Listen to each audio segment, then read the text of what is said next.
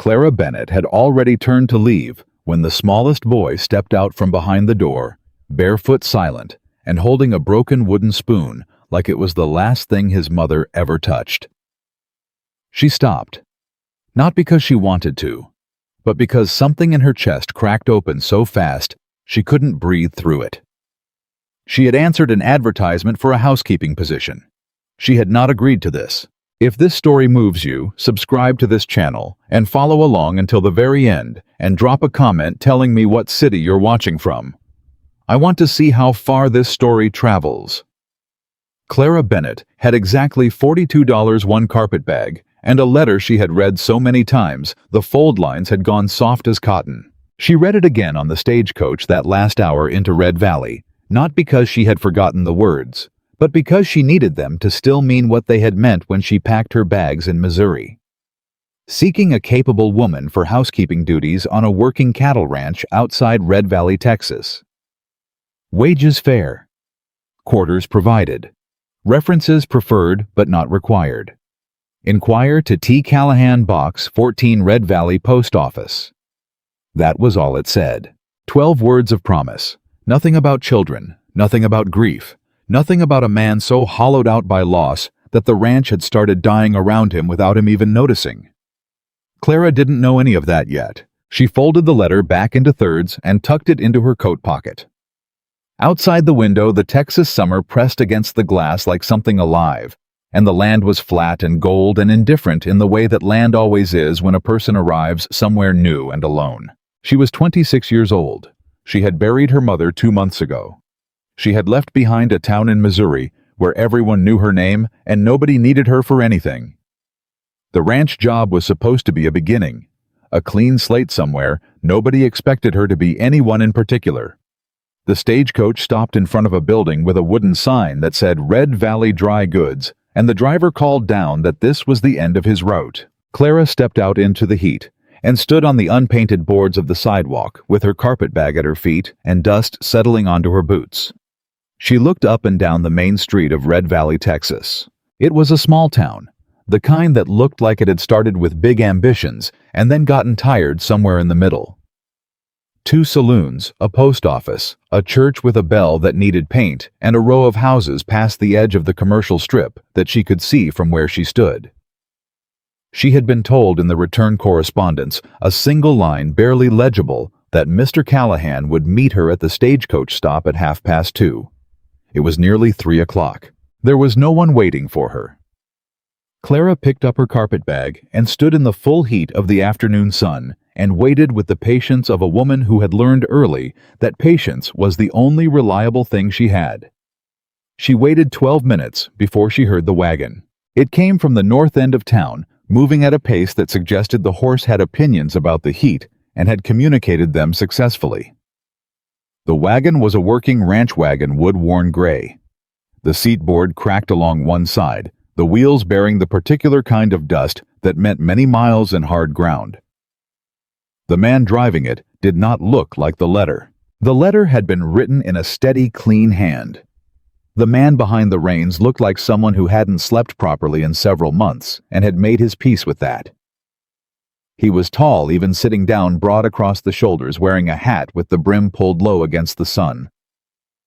His face when he looked up was angular and still with lines around the eyes that weren't entirely from squinting. He pulled the wagon to a stop in front of the dry goods store and sat there for a moment looking at her. Clara looked back. "You're Miss Bennett," he said.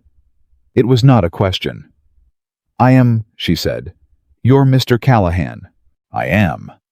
He climbed down from the wagon. He was taller than she'd estimated. He held his hat in his hand and turned it once by the brim, a gesture that might have been courtesy or might have been nerves, she couldn't tell which. "I apologize for the time. I had a—" He stopped. There was a delay. "It's all right," Clara said. "I had nowhere pressing to be." He looked at her for a moment with an expression she couldn't read. Then he reached down and picked up her carpetbag before she could object. "The ranch is about 6 miles out," he said. "We've got daylight." "Mr. Callahan," he stopped. "Is there anything about the position I should know before we make that ride?" she asked. Anything that wasn't in the advertisement. Something moved behind his eyes. It was brief, and she might have imagined it, but she didn't think she had. He set her bag in the back of the wagon and turned toward her with his hat still in his hands. "The house is large," he said carefully. "More rooms than I've managed to keep up. The kitchen needs attention. The garden's gone too." He stopped again. "There's a fair amount of work to be done." "I'm not afraid of work," Clara said. "No?" he said, looking at her steadily. "I didn't figure you were." He helped her up onto the wagon seat without asking if she needed it, which she found she didn't mind. They pulled out of Red Valley, heading north, and Clara watched the town drop away behind them. She did not ask him any more questions. He did not volunteer anything. For 6 miles, they rode in a silence that was not entirely comfortable and not entirely uncomfortable either. The land opened up around them into something vast and heat-shimmered, broken only by the occasional fence post or distant stand of scrub oak. The sky above Texas in July was its own kind of violence, enormous and pale blue and absolutely relentless. Clara kept her hands folded in her lap. She was practical by nature. She made a mental list, assessed the kitchen first, the sleeping quarters, second the general state of repair, third. She would know within 24 hours what the job actually required. She was still thinking about the kitchen when the ranch came into view. It was a good-sized spread. That much was clear even from the road. The main house was 2-story built solid, the kind of structure that had been put up by someone who intended to stay. There was a barn and 2 outbuildings and a corral where 3 horses stood with their heads low in the heat. The fencing needed work in 2 places she could see from here, and the front porch had a board that had warped away from the frame. But it was not a failed place. That was what she noticed. It was a place that was fighting to hold itself together and only losing the battle in the small ways. Thomas Callahan pulled the wagon around to the front of the house and set the brake. Clara had her hand on the side of the wagon ready to step down when she saw them. They were on the porch. 4 of them, standing in a line without having arranged themselves into one, the way children sometimes simply arrive in formation without knowing they've done it. The oldest was a boy of about 10, with his arms crossed and his jaw set in a way that was a perfect copy of his father's. Behind him, a girl perhaps 8, dark-haired and watchful, her eyes moving over Clara with an assessment that was uncomfortably thorough. Beside her, a younger boy, maybe 6, who couldn't quite hold still but was trying very hard. And then at the end, partly behind the porch post, a small one. 4 years old, perhaps. Round-faced and solemn, watching Clara with enormous dark eyes. Clara did not move. She looked at the 4 children on the porch. She looked at Thomas Callahan, who had climbed down from the wagon and was standing with his back half to her, and she understood suddenly and completely that the 12-word advertisement in her pocket was not the whole truth of what she had come to. "Mr. Callahan," she said. Her voice came out very quiet. He turned. "Those are your children," she said. "Yes." The letter did not mention children. A silence settled over the yard. One of the horses in the corral shifted. The 6-year-old on the porch stopped trying to hold still. "No," Thomas Callahan said. It didn't. Clara sat on the wagon seat with her carpet bag in the back, and 4 children on the porch, and 6 miles of Texas between herself and the nearest town. And she felt the very clean, clear shape of a trap close around her. Not a cruel trap, not a deliberate one, but a trap made of omission and desperation, and the particular helplessness of a man who didn't know how to ask for what he actually needed. She climbed down from the wagon, not because she had decided to stay, but because her legs needed the ground and her mind needed a moment that wasn't moving. She faced him across the short distance between them. "How many?" she asked. 4. The letter said housekeeper. It did. "A housekeeper," Clara said slowly, "is not a mother." Thomas Callahan held her gaze. There was no apology in his expression, and no manipulation either. Just a tiredness so deep it had become structural, like it was holding up his bones. "I know that," he said. "Then what exactly did you think would happen when I arrived and found—" She gestured toward the porch. "This." "I thought," he said, "that you might see the situation and decide it was worth the wages." "What are the wages?" he told her. They were more than fair. They were, in fact, considerably more than she would have expected for a housekeeping position in a town this size. The kind of wages that meant he had known going in that he was asking for more than he'd advertised.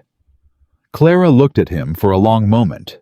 Then she looked at the porch. The oldest boy had not moved. His arms were still crossed. He was watching her with the expression of someone who had already decided she was going to leave and was simply waiting for her to confirm it. The girl had moved half a step forward without seeming to realize it, her head tilted, studying Clara's face. The 6-year-old had given up on stillness and was now shifting his weight from foot to foot with barely contained energy. And the smallest one, the one at the end of the porch half hidden by the post, was still watching her. He hadn't looked away since she stepped down from the wagon. There was something in his face that she recognized without wanting to. She had seen that expression in mirrors in the weeks after her mother died. The look of someone standing on the far edge of something they didn't know how to cross. "Their mother," Clara said. She said it to Thomas Callahan not as a question. 18 months ago, he said. She closed her eyes briefly. When she opened them, he was still looking at her with that same exhausted steadiness.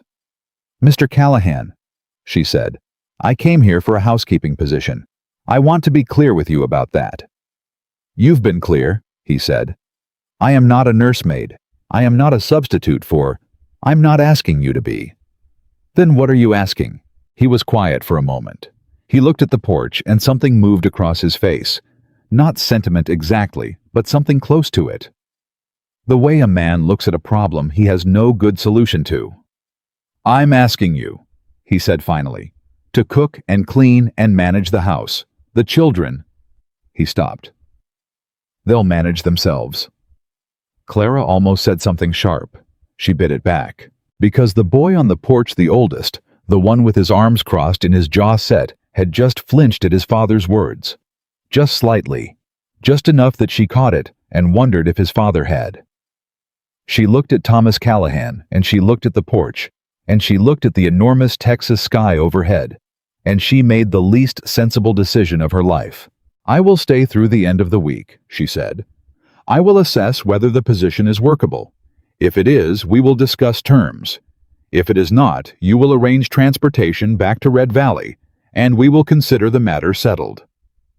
Thomas Callahan studied her for a moment. Then he nodded once, like a man accepting terms he hadn't expected.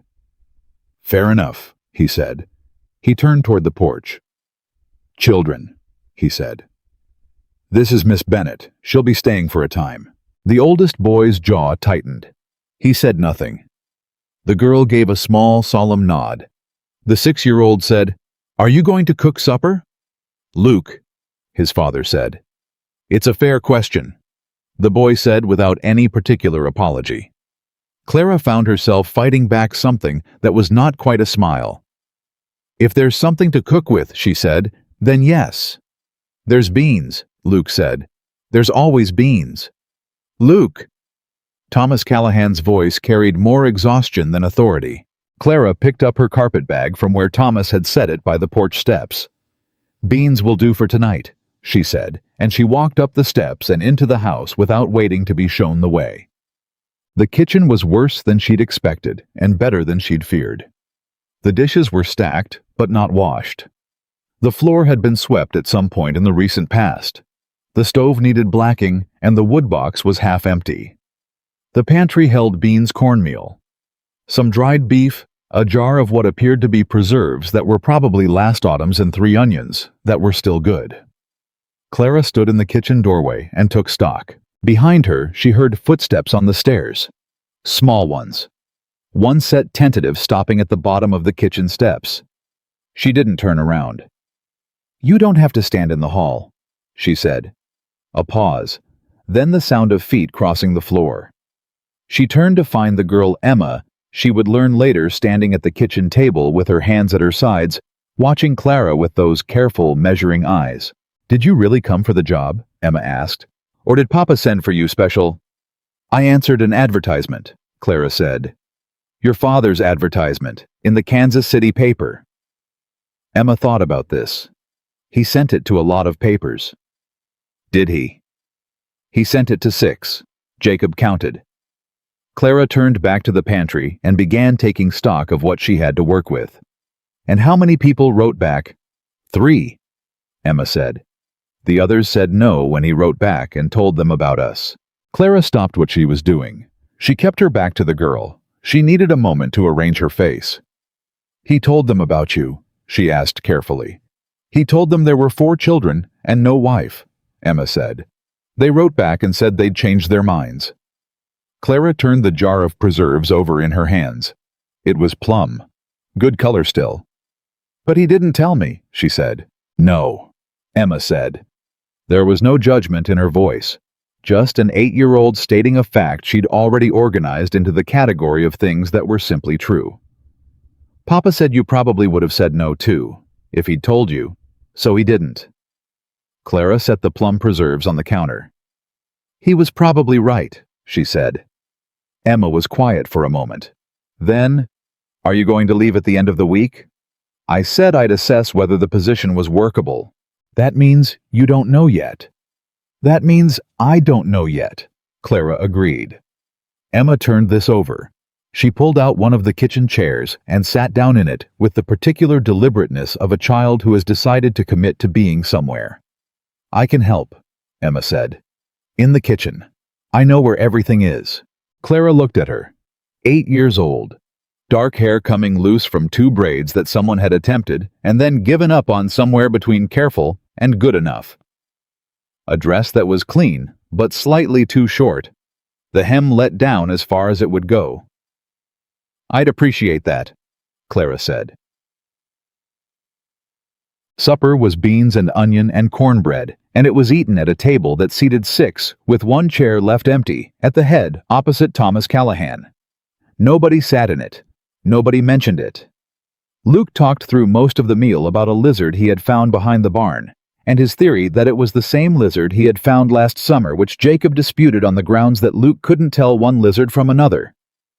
This argument carried them through the beans.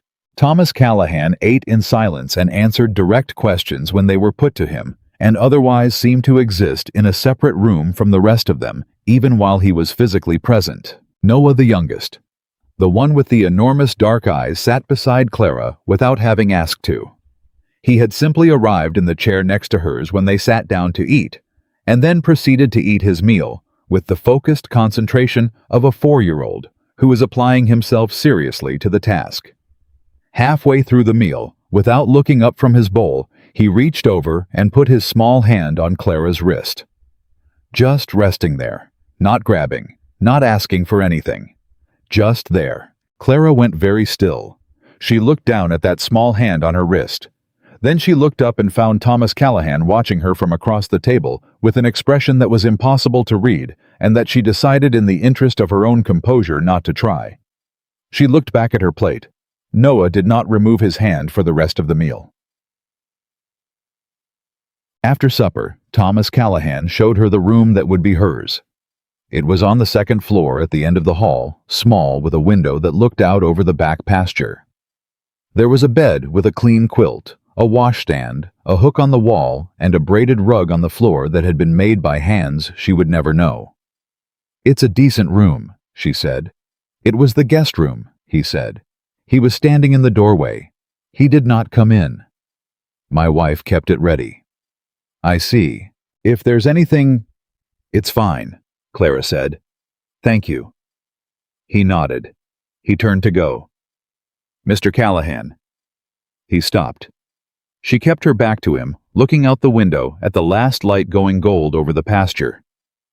"The children," she said. "What are their names? All of them." A brief pause. "Jacob is 10, Emma 8, Luke is 6, Noah just turned 4. "Noah's the youngest." "Yes."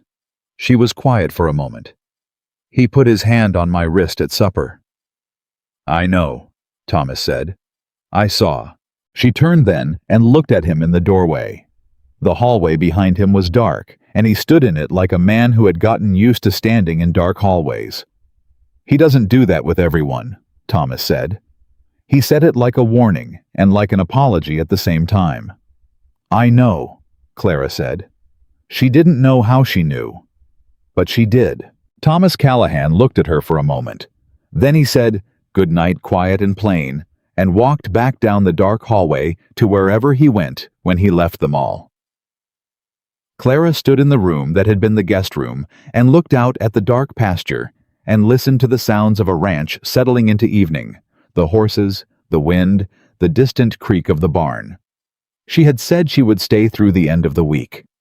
She was already afraid that the week was not going to be enough time, not because the work was too hard, but because 4 children had already started to take up space in her chest, and she had been here less than a day, and the smallest one had held her wrist at supper, like she was something solid in a world that had been losing its solid things.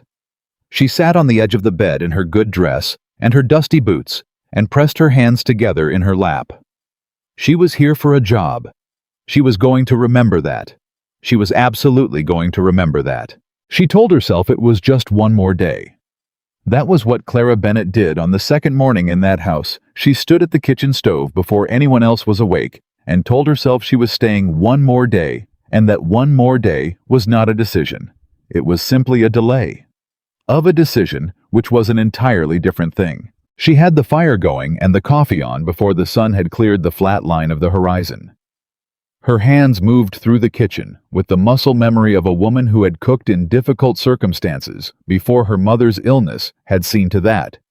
And she took inventory as she worked the way she always took inventory, making a list in her head of what the pantry needed and what could wait and what absolutely could not. The beans from the night before had been enough, but enough was not a strategy. She heard him before she saw him. Thomas Callahan came down the stairs at 5:15, moving quietly the way tall men sometimes learn to move in houses with sleeping children. He stopped in the kitchen doorway when he saw her. She did not look up from the stove. "Coffee's ready," she said. A pause, then the sound of a chair being pulled back from the table.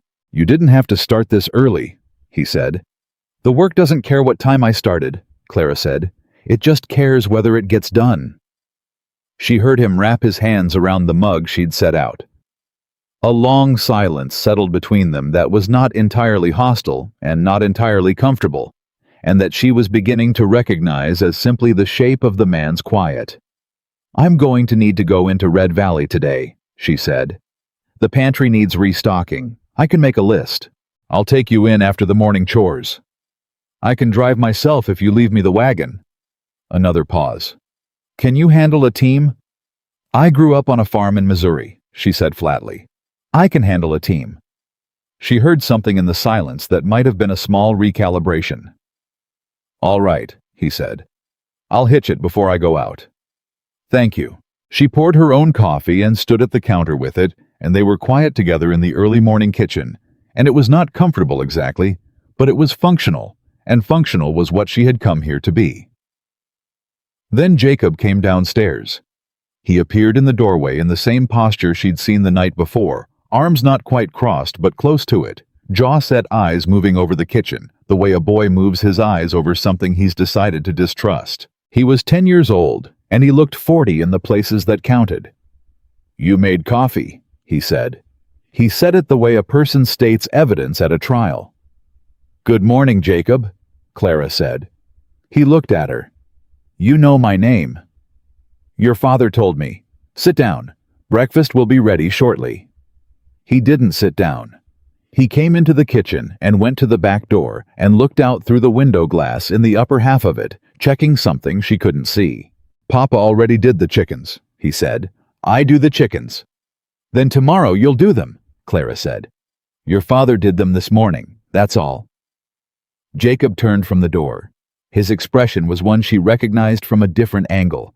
The expression of a child who has taken on responsibilities that are too large for him and has structured his entire sense of usefulness around those responsibilities and does not know what he is without them. She had worn that expression herself for about 18 months after her father left. She knew exactly what it felt like from the inside. "I'm not here to take your jobs," she said, keeping her voice even. "I'm here to do mine." He looked at her for a long moment. Then he sat down at the table. It was not acceptance.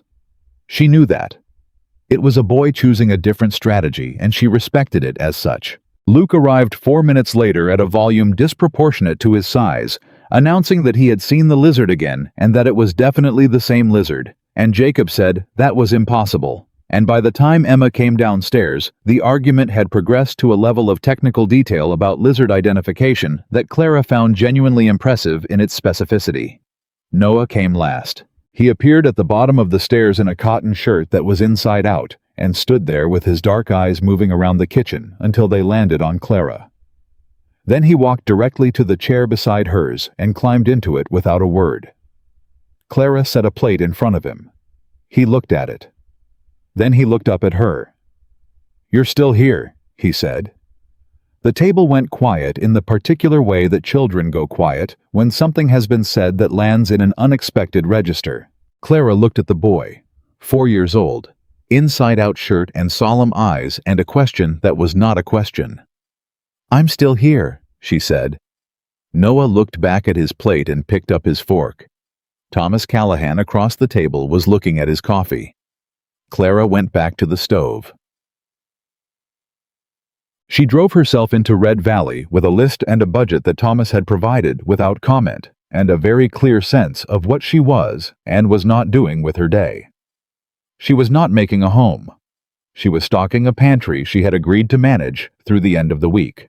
The mercantile was run by a woman named Hattie Greer, who was somewhere north of 60 and had the energy of someone half that, and the opinions of someone who had been waiting 40 years for someone to ask. She took Clara's list and filled it with the efficiency of long practice, and talked the entire time about Red Valley and its inhabitants and the weather and the price of flour, and Clara listened with half her attention, and spent the other half being grateful that Hattie Greer did not appear to require conversational reciprocity. It was when Hattie set a paper-wrapped package of sugar on the counter that she paused. "You're out at the Callahan place," she said. It wasn't a question. "I am," Clara said. Hattie looked at her over the counter. Her expression had shifted from cheerful commerce to something more careful. "You know about the wife?" "I know she passed. 18 months ago," Hattie said. "Fever took her in 4 days. Those babies were—" She stopped, pressed her lips together. "Thomas Callahan is a decent man. He struggled. Anybody who says different doesn't know what they're talking about." "I don't doubt it," Clara said. "He had a woman out there before you, from Abilene. She lasted 9 days." Hattie folded the top of a flour sack with practiced precision. "And one before that who never even got off the stagecoach when she saw the children." Clara was quiet for a moment. "She didn't get off the stagecoach," she said. Took one look through the window and told the driver she'd made a mistake. Hattie met her eyes. Those children were on the porch waiting. Something moved through Clara's chest that she did not name. "How long ago?" she said carefully. 8 months, give or take. Hattie slid the wrapped packages across the counter. "Jacob saw the whole thing. He was the one who'd gotten the little ones dressed and brought them out to meet her." Clara picked up the first package. She thought about a 10-year-old boy who had dressed his younger siblings and brought them out to the porch to meet a woman who had looked through a stagecoach window and decided they weren't worth stepping down for. She thought about crossed arms and a jaw set at a particular angle. She set the package in her basket and picked up the next one. "Thank you for the supplies, Mrs. Greer," she said. "Miss Bennett?" Hattie's voice stopped her at the door. Clara turned. The older woman was looking at her with an expression that was not pity and not quite hope, but something in between. "Those are good children," she said. "All 4 of them. They just need somebody to stay." Clara walked out into the summer heat and loaded the wagon and drove back to the ranch. She did not let herself think about what Hattie Greer had said for the entire 6 miles. She thought about it anyway. Jacob was in the yard when she pulled in, and he came to take the horse without being asked. It was done with a practiced competence that stopped her the ease of a boy who had been doing a man's secondary work for long enough that it had become automatic. "Thank you," she said, climbing down. He nodded. He started to lead the horse toward the barn, then stopped. "Did Mrs. Greer talk to you?" he asked. His back was still to her. "She did," Clara said. "About us. Among other things." A pause. He turned halfway, not quite facing her. "Whatever she said," he started. "She said you were good children," Clara said. "All four of you." Jacob's jaw worked. He turned back to the horse. "She doesn't know everything," he said. "Nobody does," Clara said. "That's fairly standard." She picked up 2 of the supply packages and went into the house. She spent the afternoon reorganizing the pantry and the kitchen with the systematic focus of a woman who found genuine comfort in ordered things. Emma helped as she had offered and proved herself to be not only willing but competent. She knew where everything was supposed to go and had opinions about where things had gotten moved to and why it didn't make sense. "Mama kept the salt here," Emma said, holding a tin and looking at the shelf Clara had cleared. "On this shelf, right at the front." "That's a good place for it," Clara said. "Put it there." Emma put it there carefully. She smoothed the shelf with the flat of her hand afterward, the way someone does when they are being deliberate about a gesture. "Do you remember her cooking?" Clara asked. She said it carefully, leaving the door open for Emma to close it if she wanted to. Emma didn't close it. "She made biscuits on Sundays," Emma said. "Papa always said they were the best biscuits in the county." She paused. "I've been trying to make them, but they come out flat." "What kind of fat are you using?" Emma blinked. "What?" "In the biscuits. What fat are you cutting in?"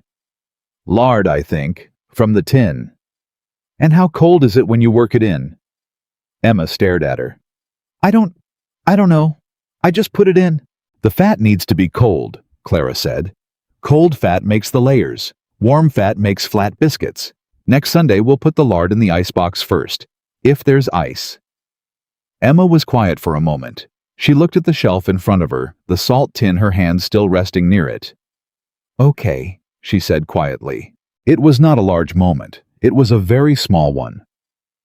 But Clara understood in the practical part of herself that knew how things worked, that small moments were the architecture that large ones were built on.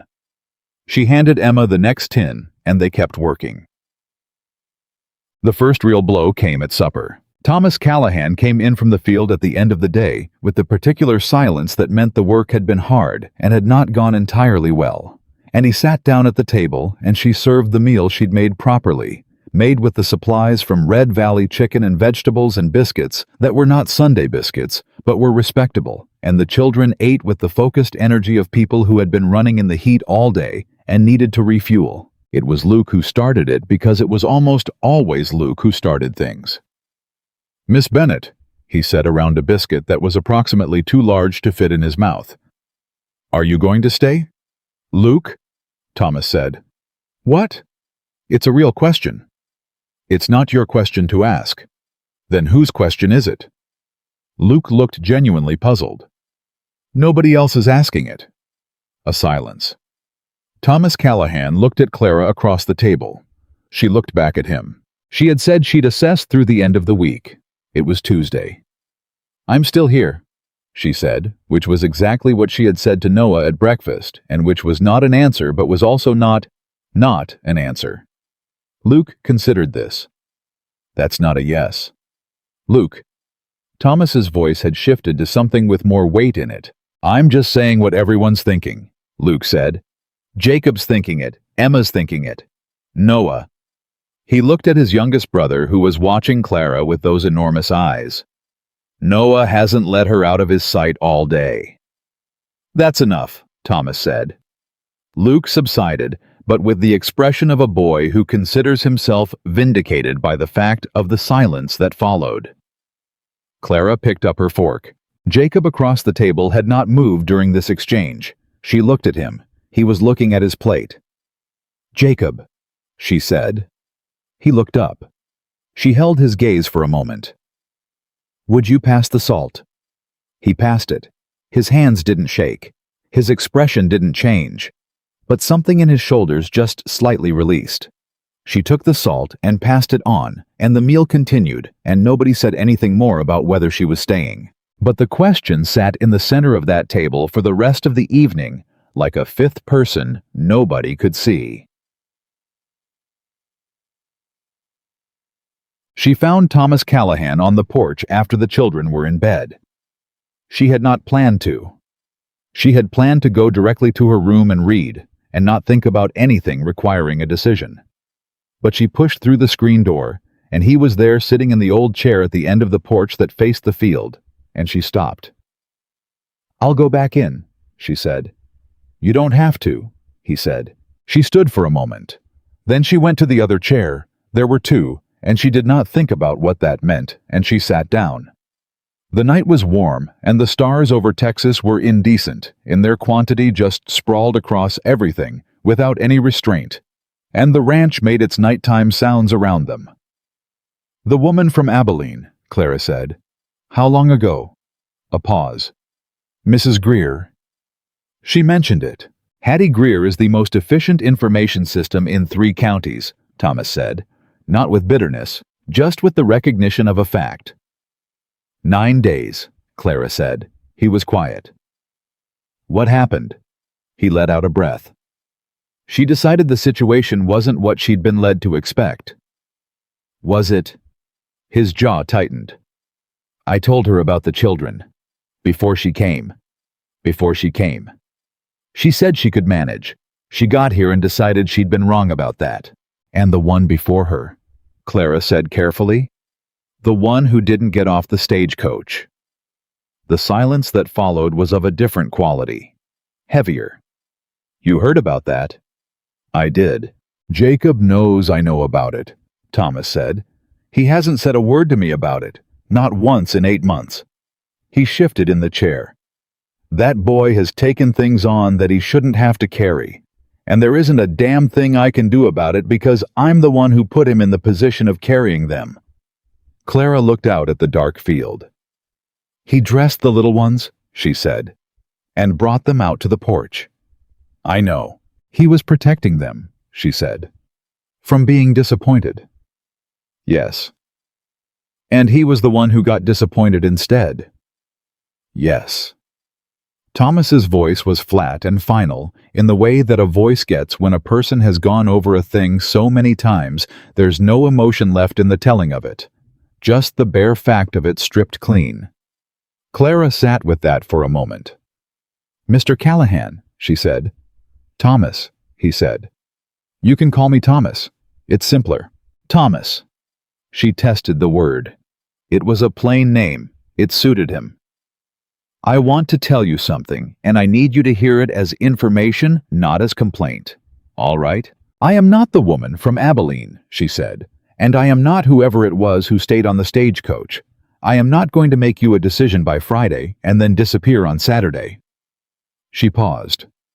"But I need you to understand that I came here for a job. Not for—" She stopped, chose her words with care. "Not for anything more than what was advertised, even if it wasn't advertised honestly." "I understand that," he said. "Do you?" He turned and looked at her in the dark. "Miss Bennett. Clara." He stopped. "I'm not asking you to love my children. I'm not asking you to be their mother. I know what I advertised, and I know what I didn't, and I know what that makes me." His voice was steady, but there was something underneath it that wasn't. "I'm asking you to stay long enough to give this house a chance to function. That's all."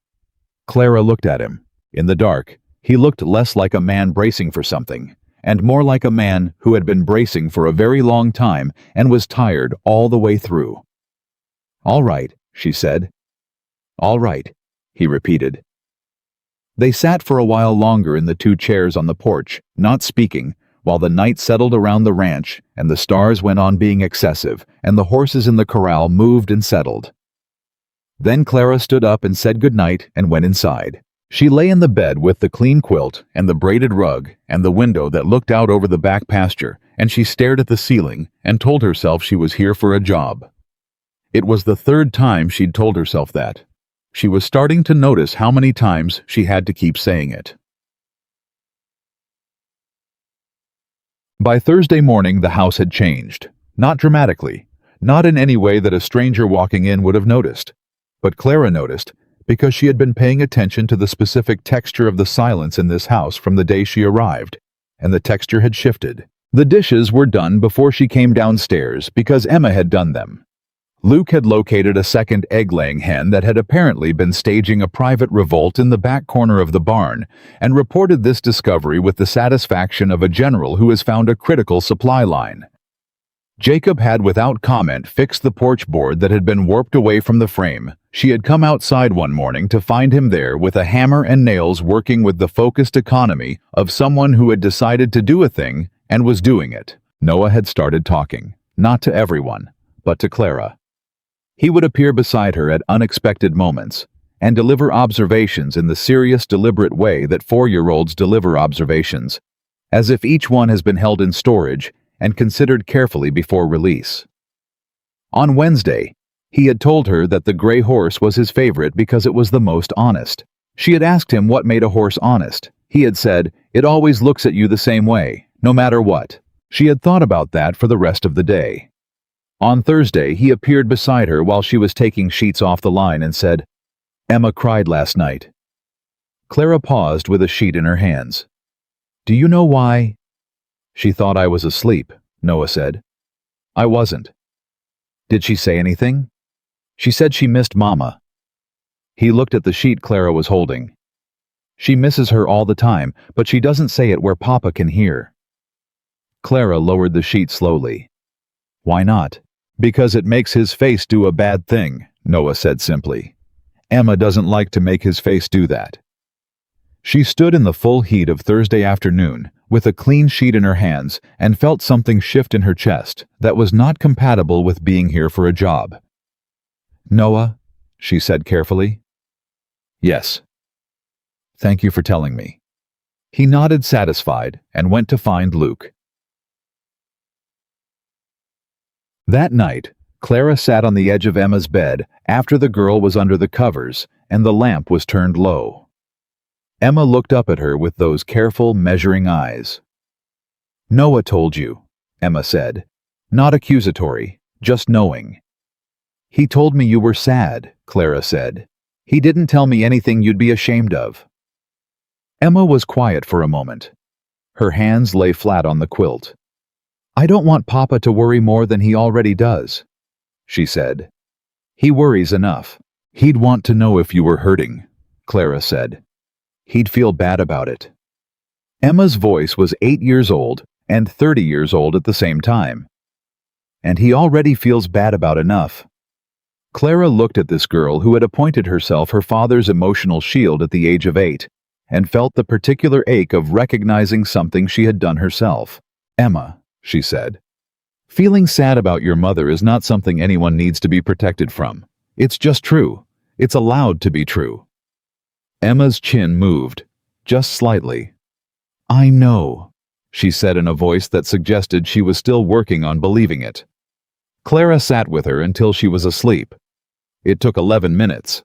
She went into the hallway and stood in the dark for a moment. Then she went downstairs. Thomas was at the kitchen table, with a cup of coffee. He wasn't drinking, looking at something in the middle distance that wasn't in the room. He looked up when she came in. "Emma cries at night," Clara said. "After she thinks everyone is asleep. She doesn't let you hear it because she doesn't want to make things harder for you." Something moved across his face. It was not subtle. "She's 8 years old," Clara said. "And she's been carrying that for 18 months. Thomas set down the coffee cup. He put both hands flat on the table. "I didn't know," he said. "I know you didn't." "I should have." "You were drowning," Clara said. "People who are drowning don't always see the people next to them. That's not a character flaw. That's just what drowning looks like." He looked at her. She had said more in that moment than she had intended to say. She could feel the line between professional distance and something else, and she had just stepped across it without fully deciding to. "I'll go check on Jacob," she said, and started to turn. "Clara." She stopped. "Thank you," Thomas said. His voice was rough in a way that had nothing to do with disuse. She nodded once. She went upstairs. She checked on Jacob, who was asleep with one arm flung over his face, in the way of a boy who has finally let himself rest. And she checked on Luke, who had somehow managed to end up sideways in his bed, with his feet against the wall. And she looked in on Noah, who was sleeping with the particular absolute stillness of a small child in deep sleep. And then she went to her room at the end of the hall and sat on the edge of her bed. She had come here for a job. The job had changed. She wasn't sure when it had happened. Tuesday, maybe? Or maybe it had been Monday evening when a 4-year-old had put his hand on her wrist at supper, and she had gone still and not moved it. She pressed her hands together in her lap. The end of the week was Friday. Friday was tomorrow. She had a decision to make. She made it at 5 in the morning when she came downstairs and found Jacob sitting at the kitchen table in the dark. He was not asleep. He was sitting exactly the way his father sometimes sat, hands flat on the table, looking at the middle distance, and he startled when she came in, pulling himself up and setting his jaw and doing everything he could to look like he'd meant to be there. "Couldn't sleep," he said. "I know the feeling," Clara said. She went to the stove and started the fire without turning on the lamp. The early gray light was enough. She worked in it while Jacob sat at the table, and she did not push him to talk. He lasted 4 minutes. "Are you leaving today?" he said. "Is that what you think?" "It's Friday." His voice was flat. "You said through the end of the week." "I said I'd assess whether the position was workable," Clara said. She poured water into the coffee pot. "I've been assessing." And she turned around and looked at him in the gray light. 10 years old, arms crossed, jaw set. A boy who had been disappointed so many times by someone leaving that he had decided to be the one who didn't blink when it happened. "I'm not going anywhere, Jacob," she said. He stared at her. "I'm going to stay," she said. "If your father will still have me. And I'm going to keep cooking and cleaning and managing this house. And that's all I'm going to commit to right now, because that's all I have the right to commit to. But I'm not leaving." He looked at her for a long time. His jaw was still set, but the set of it had changed, had gone from braced to something more fragile underneath. "You mean it," he said. "I don't say things I don't mean," she said. He looked down at the table. One hand came uncrossed from his arms and pressed flat against the wood the way his father's hand sometimes did, and she recognized the gesture as something passed down without anyone noticing it was being passed. "Okay," he said. Quiet and cracked at the edges the way a boy's voice gets when it's doing something the boy didn't quite authorize it to do. Clara turned back to the stove. "Go get dressed," she said. "You can do the chickens this morning." She heard the chair scrape back. She heard his feet on the stairs. She stood at the stove in the gray morning light, with her hand on the coffee pot, and her jaw set, and her heart doing something complicated and unprofessional in her chest, and she thought, "Well, there it is then." She told Thomas at breakfast.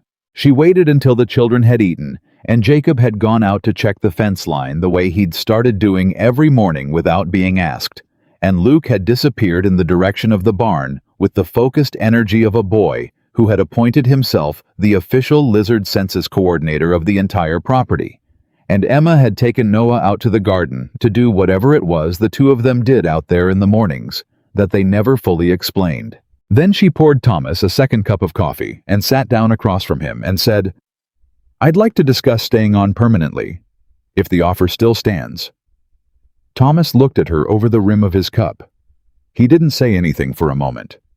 She had noticed that about him he didn't fill silence the way some people did with words that didn't mean anything. He let it sit there until he had something worth putting in it. "The offer stands," he said. "Then I'll stay." He nodded. He set the cup down.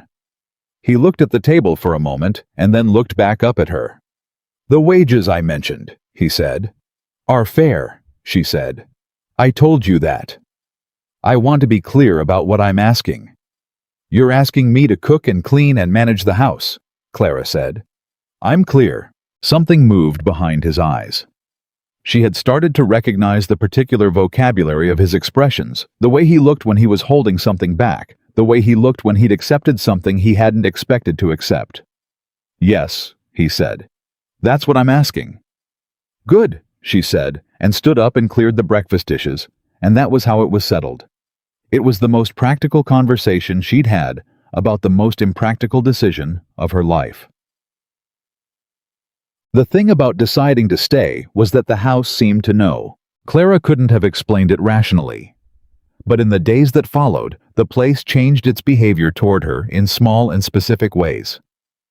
The screen door stopped catching on its hinge the morning after she stayed. Thomas had fixed it, she realized without comment. The wood box was never empty when she came to the kitchen now, because Jacob had added it to his morning rounds. Emma started leaving the salt tin at the front of the shelf, the way she'd placed it the first day, as if claiming it for permanence. And Noah started saving things for her.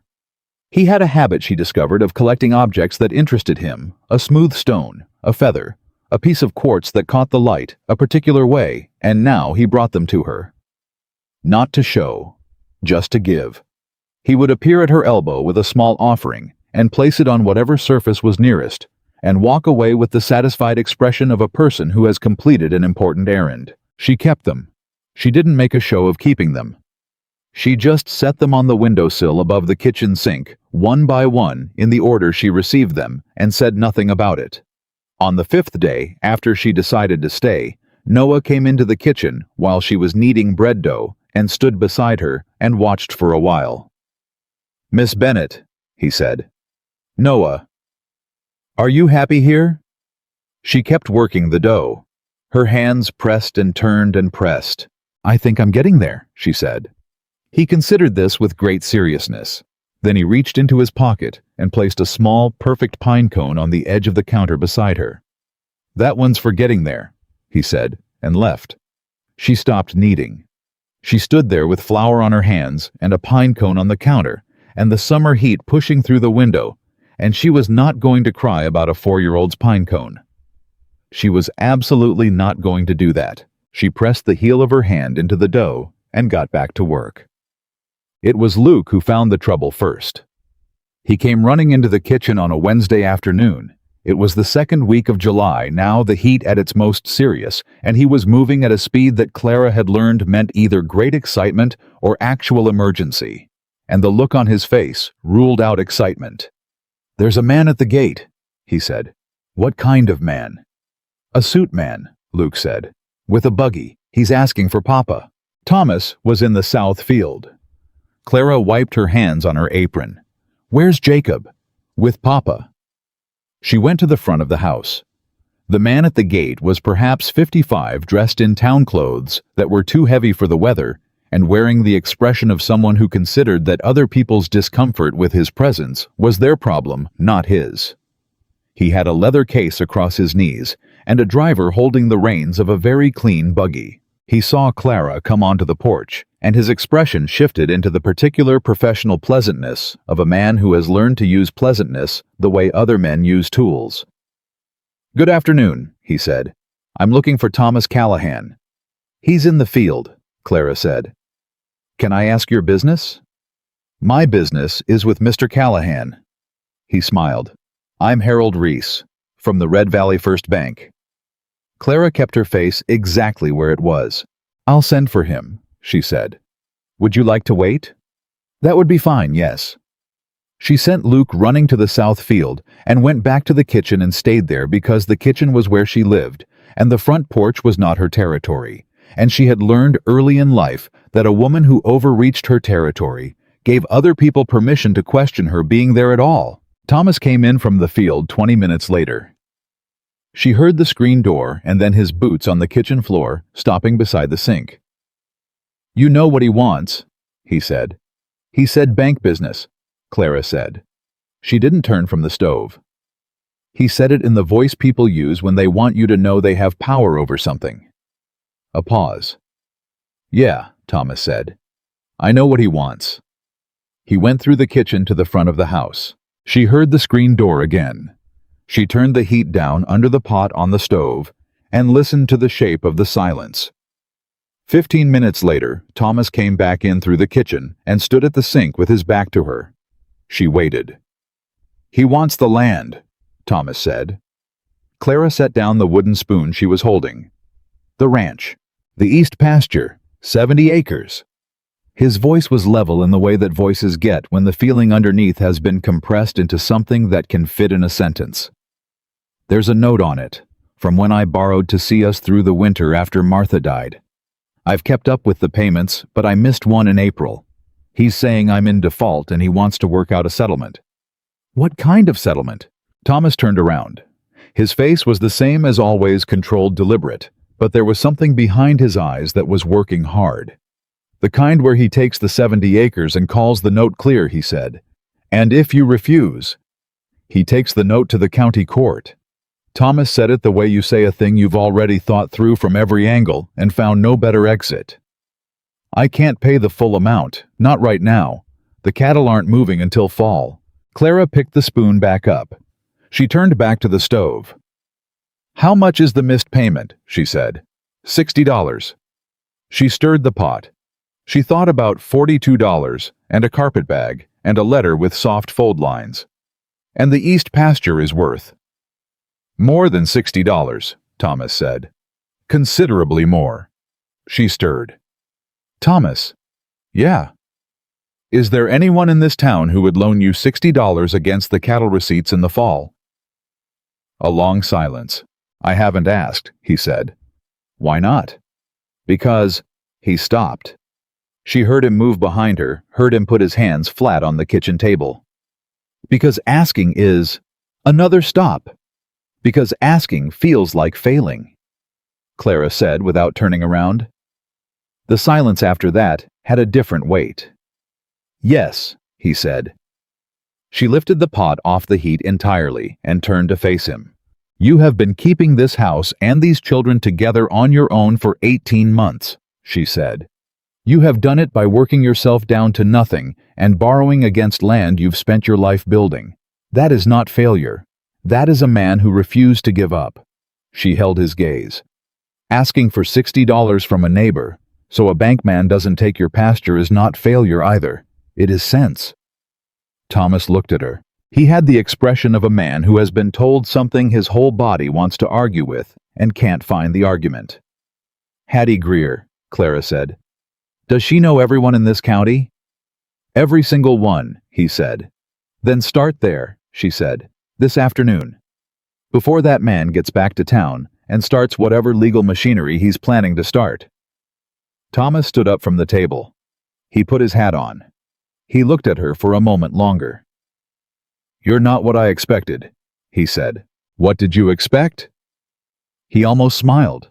It was the first time she'd seen anything close to it on his face. Someone quieter, he said, and went out through the screen door. Clara turned back to the stove and put the pot back on the heat. Her hands were steady. Her heart was not particularly, but her hands were. He came back from town 3 hours later with the $60 and a receipt. He came into the kitchen and set a folded piece of paper on the counter beside the stove without saying anything, and Clara unfolded it and looked at it. It was a signed acknowledgement from Harold Reese that the note was current. She folded it back up and put it under the salt tin. Tom Aldridge, Thomas said. He was washing his hands at the sink. Runs the feed store. He said yes before I finished asking. Good man, Clara said. He said... Thomas stopped. He said what? Thomas was quiet for a moment. He dried his hands on the towel by the sink. He said it was about time someone was looking after the place properly, he said. He said he heard there was a woman out here who had the kitchen running again. He paused. He said Red Valley was rooting for us. Clara stirred the pot. Good, she said. Her voice was even. Then we won't disappoint them. Tien. What she had not counted on was Jacob. She had thought she understood him, the crossed arms, the jaw, the boy who had taken on weight too large for his frame and organized his entire self around carrying it. She had thought she had seen the shape of him clearly enough. She had not seen all of it. It was a Thursday evening, 2 weeks into July, and she had asked Jacob to bring in wood for the stove, and he had not come back in the time it usually took, and she went to find him, and found him sitting on the woodpile with his arms on his knees and his face pointed at the ground. She didn't announce herself. She sat down on the other end of the woodpile and looked at the same patch of dirt he was looking at. She waited. He lasted 3 minutes. "She used to sit out here," he said. "Mama, in the evenings. She said the light was better out here at the end of the day." Clara looked at the evening light. It was true. It came in low and gold and gentle on the backside of the barn. "She sounds like she noticed things," Clara said. "She noticed everything," Jacob said. His voice was level, but it cost him. "She knew when something was wrong with any of us before we said a word. She'd just know." He pressed his fists against his knees. "I've been trying to do that, for the little ones, but I'm not—" He stopped. "I'm not her. I can't do it like she did." Clara was quiet for a moment. "No," she said. "You can't." He flinched. She had expected that. "Because you're not her," Clara said. "You're 10 years old and you're her son, and that is entirely different from being her. You are not supposed to be able to do what she did. That was not your job." "Somebody had to," Jacob said. His voice cracked at the edge of it. "Yes," Clara said. "And you did.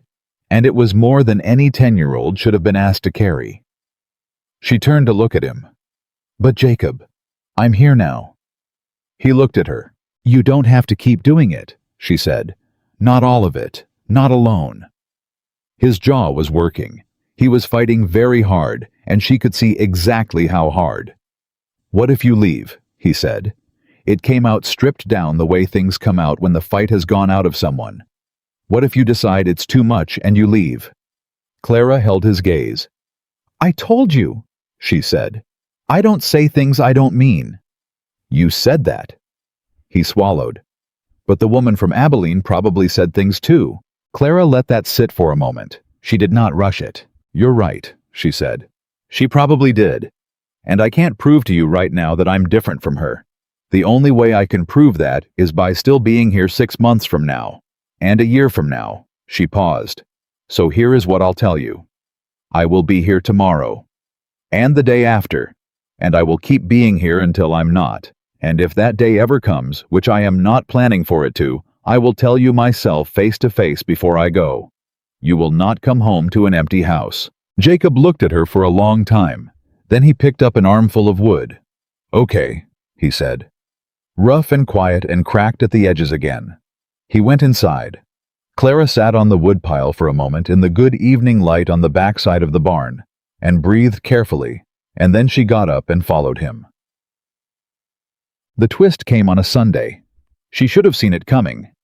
Later she would think about the signs, and they were all there visible as fence posts, but she had been looking at the wrong horizon. It was the Sunday of the biscuits. She and Emma had put the lard in the icebox the night before, and Emma had come downstairs with a level of focused seriousness that Clara found entirely appropriate for the occasion.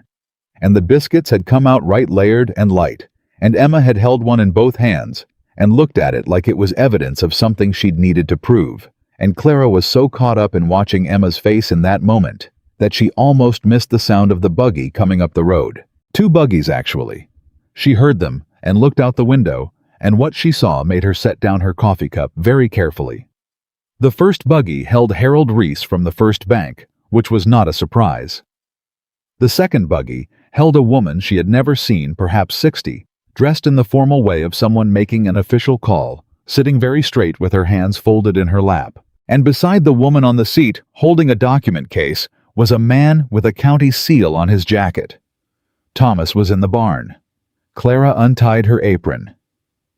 "Emma," she said, "take your brothers upstairs and stay there until I come and get you." Emma looked out the window. She looked back at Clara. "What is it?" Emma said. "I don't know yet," Clara said. "But I'm going to find out. Go." Emma went. She moved quickly and efficiently the way she did when she understood something was serious, and Clara heard her gathering Luke and Noah from the other room, and the sound of 4 small feet on the stairs became 8 small feet, and then the upstairs hall, and then quiet. Jacob appeared in the kitchen doorway. He had heard the buggies too. He looked at Clara. Clara looked at him. "Get your father," she said. He was out the back door before she finished the sentence. She went to the front door and opened it and stood on the porch. Harold Reese climbed down from the first buggy with his professional pleasantness already arranged on his face. "Miss Bennett," he said. "Is Mr. Callahan available?" "He'll be here momentarily," she said. "Would you like to introduce your companions?" The woman in the second buggy was being helped down by the man with the county seal. She moved with the careful deliberateness of someone who is used to being waited for and accepts it as correct. "This is Mrs. Catherine Harlow," Reese said, "and Mr. David Pruitt from the County Welfare Office." Clara looked at the man with the county seal. Her chest did something cold and specific. Welfare Office. She understood then. All at once, completely the way understanding sometimes comes, not gradually, but as a single sudden drop into cold water. This was not about the land. This had never only been about the land. "Mr. Reese," she said, and her voice came out level because she made it, "What exactly is the purpose of this visit?" Reese had the grace to look at least partially uncomfortable. "There have been some concerns raised," he said, "about the welfare of the children on this property, their living situation, the adequacy of their care." "Raised by whom?" "By concerned citizens," Mrs. Harlow said. She had a voice that matched her posture. "It is the county's responsibility to ensure that children in this county are being properly provided for." "These children," Clara said, "are being properly provided for." "That will be for the county to determine," Mrs. Harlow said. She looked at Clara the way certain women look at other women, measuring, filing, categorizing.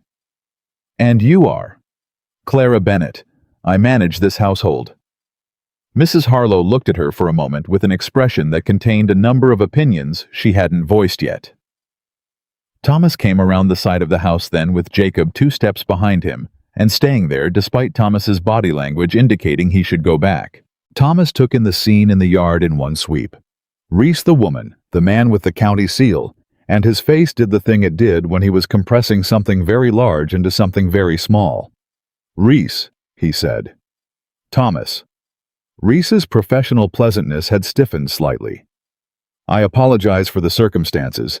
This isn't what I'd have chosen." "Whose idea was it?" Reese looked at Mrs. Harlow. "A complaint was filed," Mrs. Harlow said, "anonymously, with the County Welfare Office, alleging that the Callahan children have been left without adequate supervision and care following the death of their mother. Given the report, we are required by the county to conduct an assessment." Thomas stood very still. "An assessment," he said, "of the children's living situation, their physical condition, My children," Thomas said, "are fed and clothed and in good health. They attend school when school is in session. They have a managed household, and a woman who—" He stopped. He looked at Clara. She looked back at him. In that look, in the space of 2 seconds, they had a conversation that contained several things that hadn't been said yet. "Who filed the complaint?" Thomas said. "It was anonymous," Mrs. Harlow said. "Reese." Thomas turned to the banker. "Who filed the complaint?" Harold Reese looked at his shoes. And in that look at his shoes, Clara understood the whole picture. The note. The East pasture. The $60 Thomas had paid with Tom Aldridge's help. The deal Reese had expected to close on 70 acres of Callahan land, closed out from under him by a woman who told a grieving man to go ask for help at the feed store. And now this. Not a welfare concern. A strategy. A way to pressure Thomas through his children when the land approach had failed. "Mr. Reese?" Clara said. He looked up. Her voice was very quiet. She had learned over her lifetime that there was a particular kind of quiet that commanded more attention than volume. "I would like you to be very careful," she said, "about what happens next. Because what you have done, and I want to be clear, that I know exactly what you have done, is file a false complaint against a man through his children. And I want you to think carefully about what the people of this county will make of that when they know." Reese opened his mouth. Tom Aldridge knows, Clara said. He loaned Thomas $60 last week and he knows why it was needed. Hattie Greer knows everything about everyone in this county. And Mrs. Harlow... She turned to the woman who was watching her now with an expression that had lost some of its certainty. I suspect you do not enjoy being used as someone's legal instrument. I suspect you have a genuine interest in children's welfare. So I am going to invite you inside to see these children and this house, and I think you will find that there is nothing here that requires the county's intervention. A silence settled over the yard. Jacob behind his father had not moved. His arms were crossed. His jaw was set. Thomas was looking at Clara with an expression she had not seen on his face before and did not entirely know how to categorize. Mrs. Harlow looked at her for a long moment. Then she said, I would appreciate that tour. The house passed. Of course it did. Clara had spent 3 weeks making sure it would not because she'd anticipated this specific threat, but because she was Clara Bennett, and a well-run house was its own kind of argument. Mrs. Harlow went through each room with Mr. Pruitt and his notebook, and she asked questions that Clara answered plainly, and she looked at the pantry that was stocked, and the kitchen that was clean, and the children's rooms that were orderly. And when Emma brought Noah downstairs at Clara's request, and stood beside her brother with her chin up and her spine straight, in the way she had learned to carry herself. Mrs. Harlow looked at them both for a long moment. How are you children eating? She asked. Well, Emma said. Miss Bennett made biscuits this morning. She taught me how to make them properly. Mrs. Harlow looked at Emma. Something in her professional expression shifted. And are you happy here? She asked. Tell me the truth. Emma looked at Clara, then back at Mrs. Harlow. Yes, she said. We are. She paused. We weren't for a while, but we are now. Mrs. Harlow wrote something in Pruitt's notebook and closed it.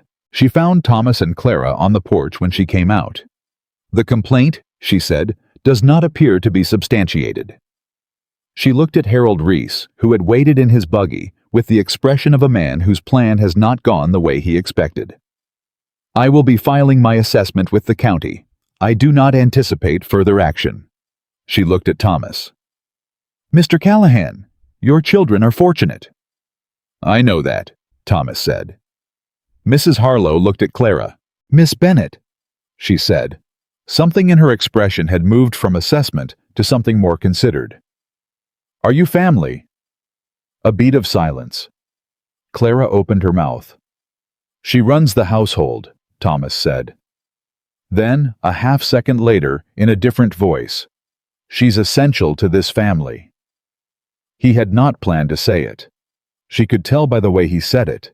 It came out before whatever editor he employed for his words could stop it. Mrs. Harlow looked between them. I see, she said in the voice of a woman who sees considerably more than she is being told.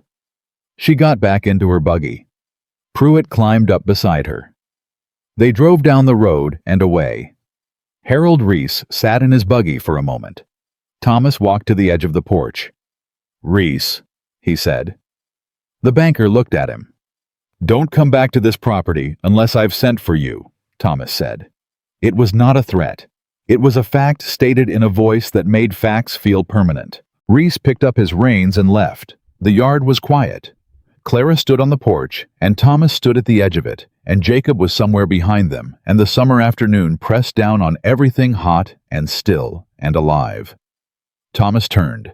He was looking at her with that expression again, the one she hadn't been able to categorize. She looked back at him and tried to put it somewhere she could understand it and couldn't quite. Essential, she said. Quiet. He looked at her. Is that not what you are? She didn't have an answer for that. She went inside. She stood in the kitchen with her hands on the counter, and her heart doing something it had absolutely no professional authorization to be doing. And she looked at the row of small objects on the windowsill, the stones and the feather, and the piece of quartz and the pine cone.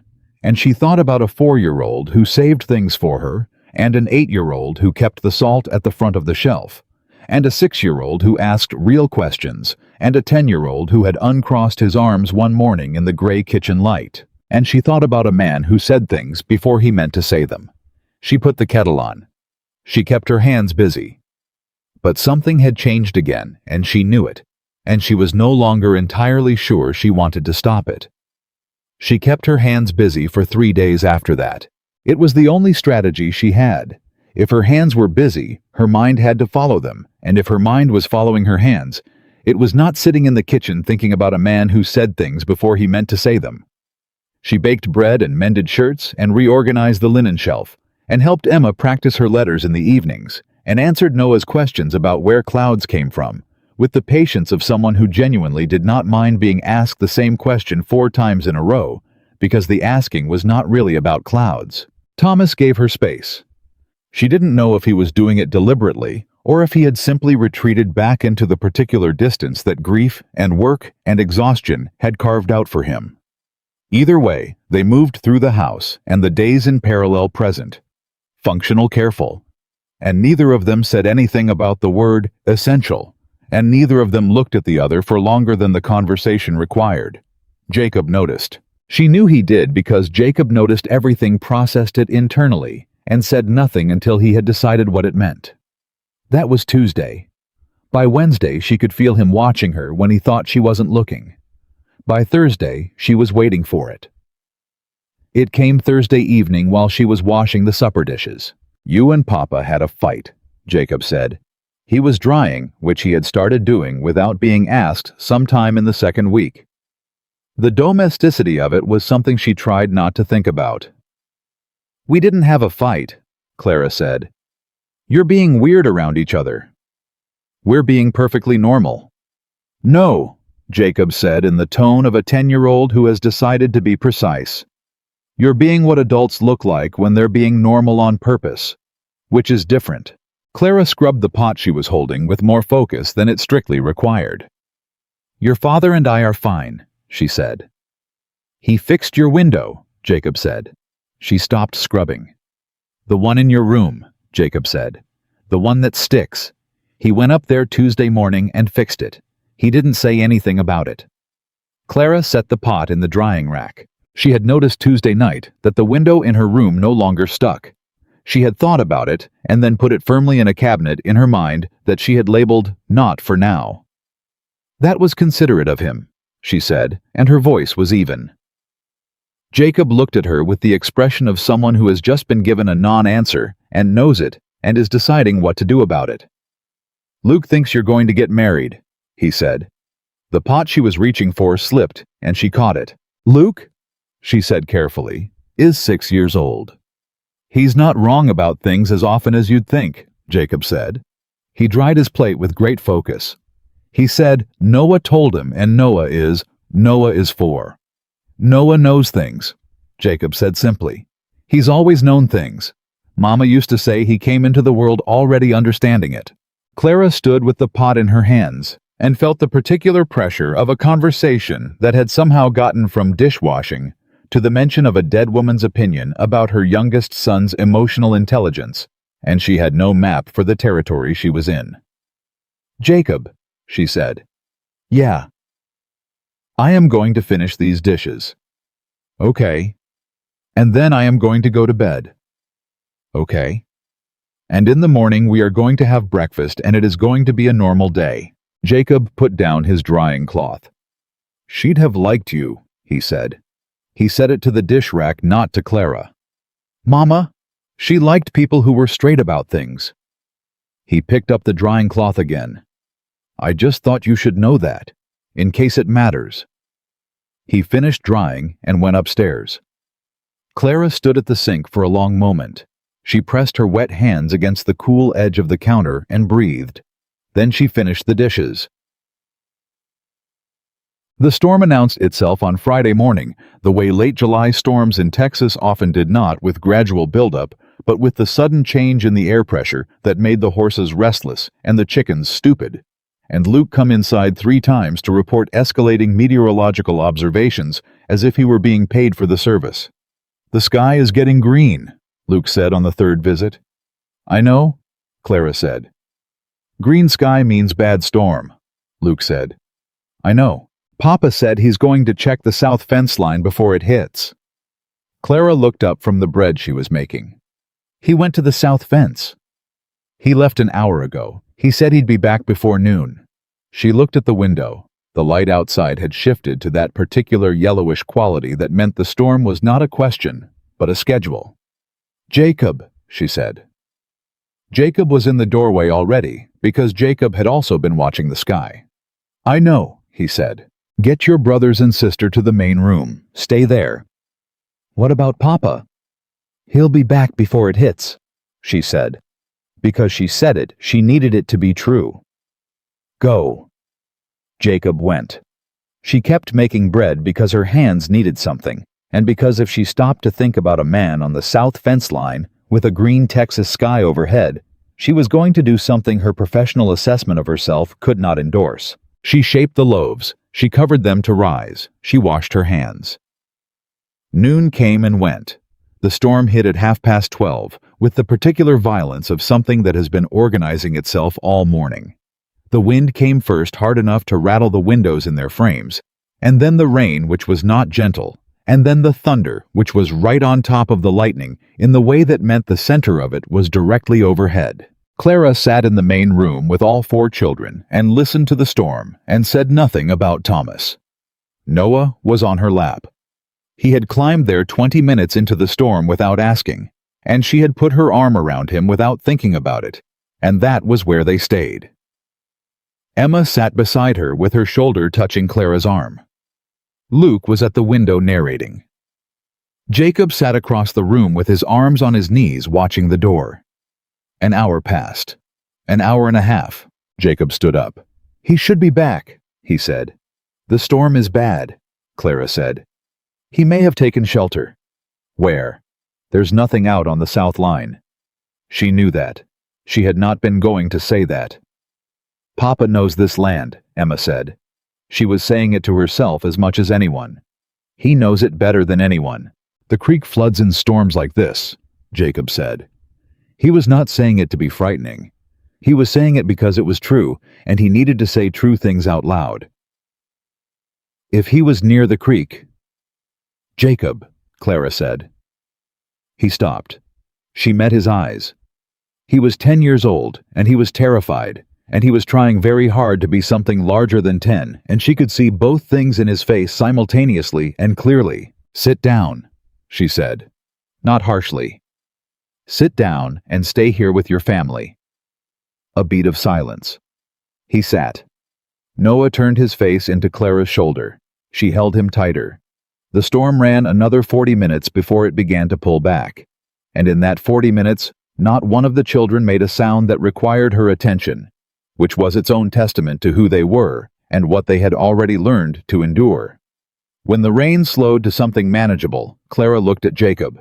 He was already looking at her. Stay here, she said. You're not going out, he said. Stay here with your brothers and sister, she said.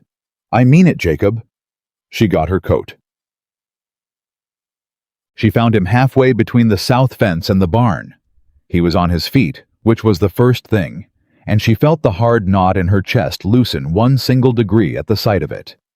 He was leading the horse by the reins, moving at a pace that was wrong, too deliberate, too careful, the walk of a man compensating for something.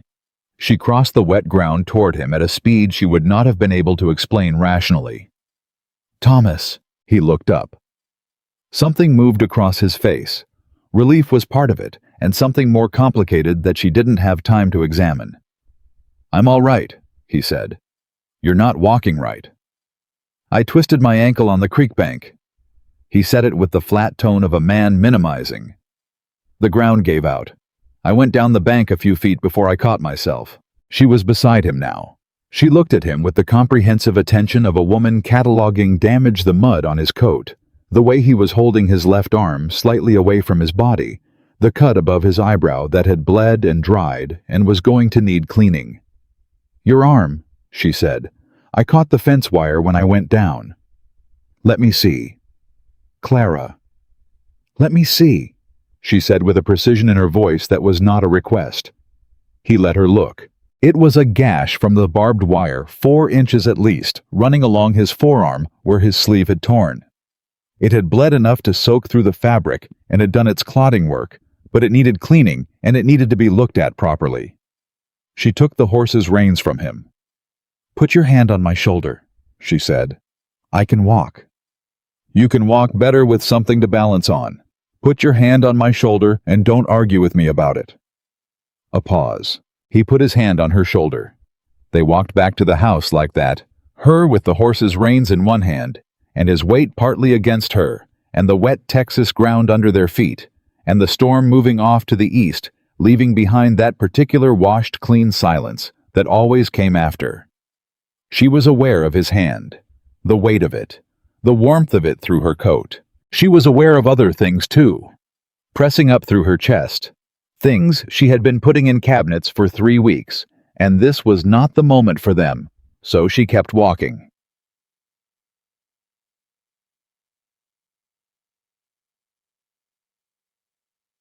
The children met them at the door. Noah pushed through first and threw both arms around Thomas's legs with a force that nearly unbalanced him, and Clara grabbed his arm on instinct and held him until he steadied, and Noah said, "Papa," in a voice that was barely a word, and Thomas put his good hand on the back of Noah's head and held it there. Jacob looked at his father's arm. He looked at Clara. She shook her head slightly. "He's all right." She watched Jacob's shoulders drop 1 inch. Emma had water on already. Clara didn't ask how she'd known to do that. She had simply known. Luke stood in the kitchen doorway and said, "The creek flooded," with the gravity of a boy delivering a report he had privately predicted and was not happy to have been right about. "It did," Thomas said. "I told them it would." "Luke," Jacob said. "What I told them." Thomas made a sound that against all odds was almost a laugh. Clara set him down at the kitchen table and rolled up what was left of his sleeve and cleaned the gash on his forearm with a steadiness that she maintained through the deliberate concentration of a woman who has told herself she is doing a job. She had steady hands. She had always had steady hands. She was grateful for them now. He sat still while she worked.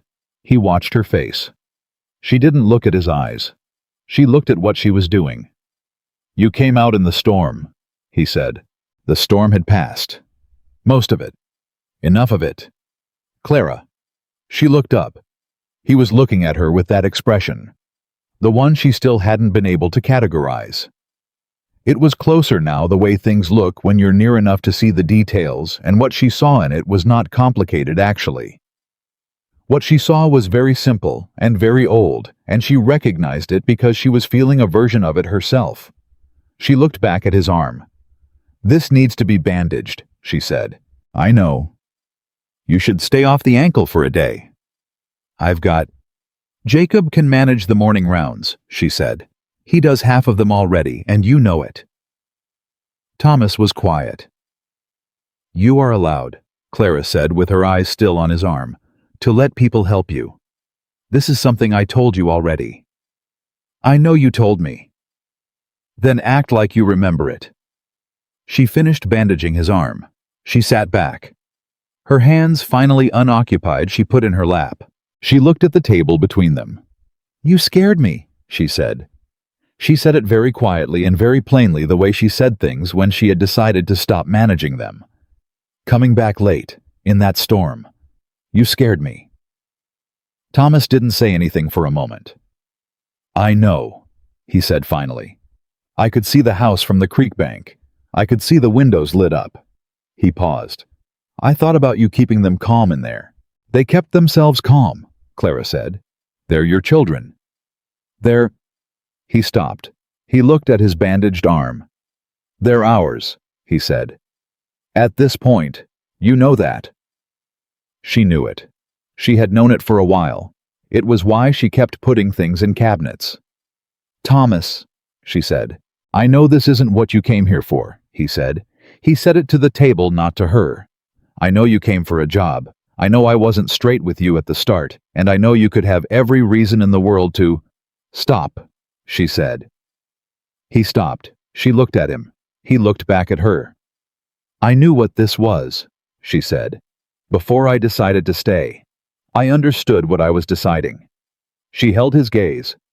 I am not here because I didn't see it coming.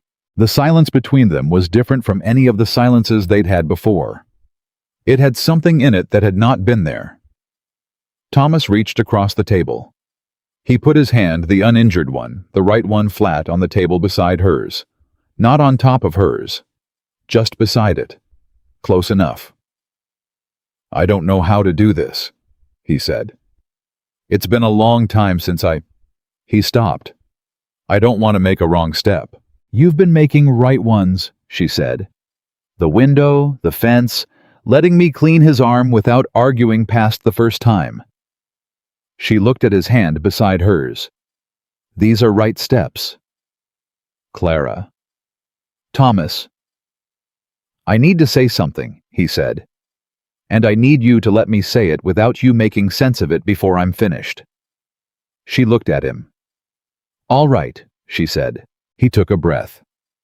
Thomas Callahan, who did not fill silence unnecessarily, who compressed large things into small, precise words, sat at his kitchen table, with a bandaged arm, and looked at the woman across from him. I had decided, he said, that this was what my life was going to be.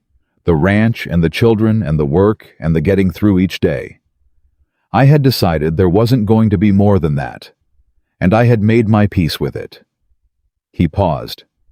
And then you got off that stagecoach in Red Valley, and you sat on my wagon seat, and you didn't ask me one unnecessary question the whole 6 miles.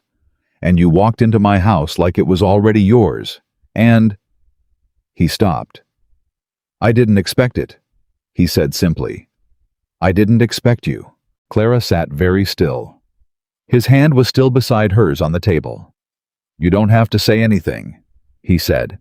I'm not asking you for anything right now. I just needed you to know that. She looked at his hand. She looked at his face. She thought about 3 weeks of mornings and breakfasts and dishes and wood piles and a woman in Abilene and a stagecoach that had gone past without stopping and a man who had fixed her window without saying a word about it. She turned her hand over on the table. Open. He looked at it. He put his hand in hers. They sat in the kitchen while the children's voices moved through the rest of the house. Luke explaining to Emma his theory about the storm's trajectory. Noah's small feet on the stairs. Jacob somewhere doing something useful, because that was who Jacob was, and they sat with their hands together and said nothing else, because nothing else was needed right at that moment. It was not a declaration. It was not a promise. It was 2 people deciding without announcing it to stop pretending they were only what they'd said they were.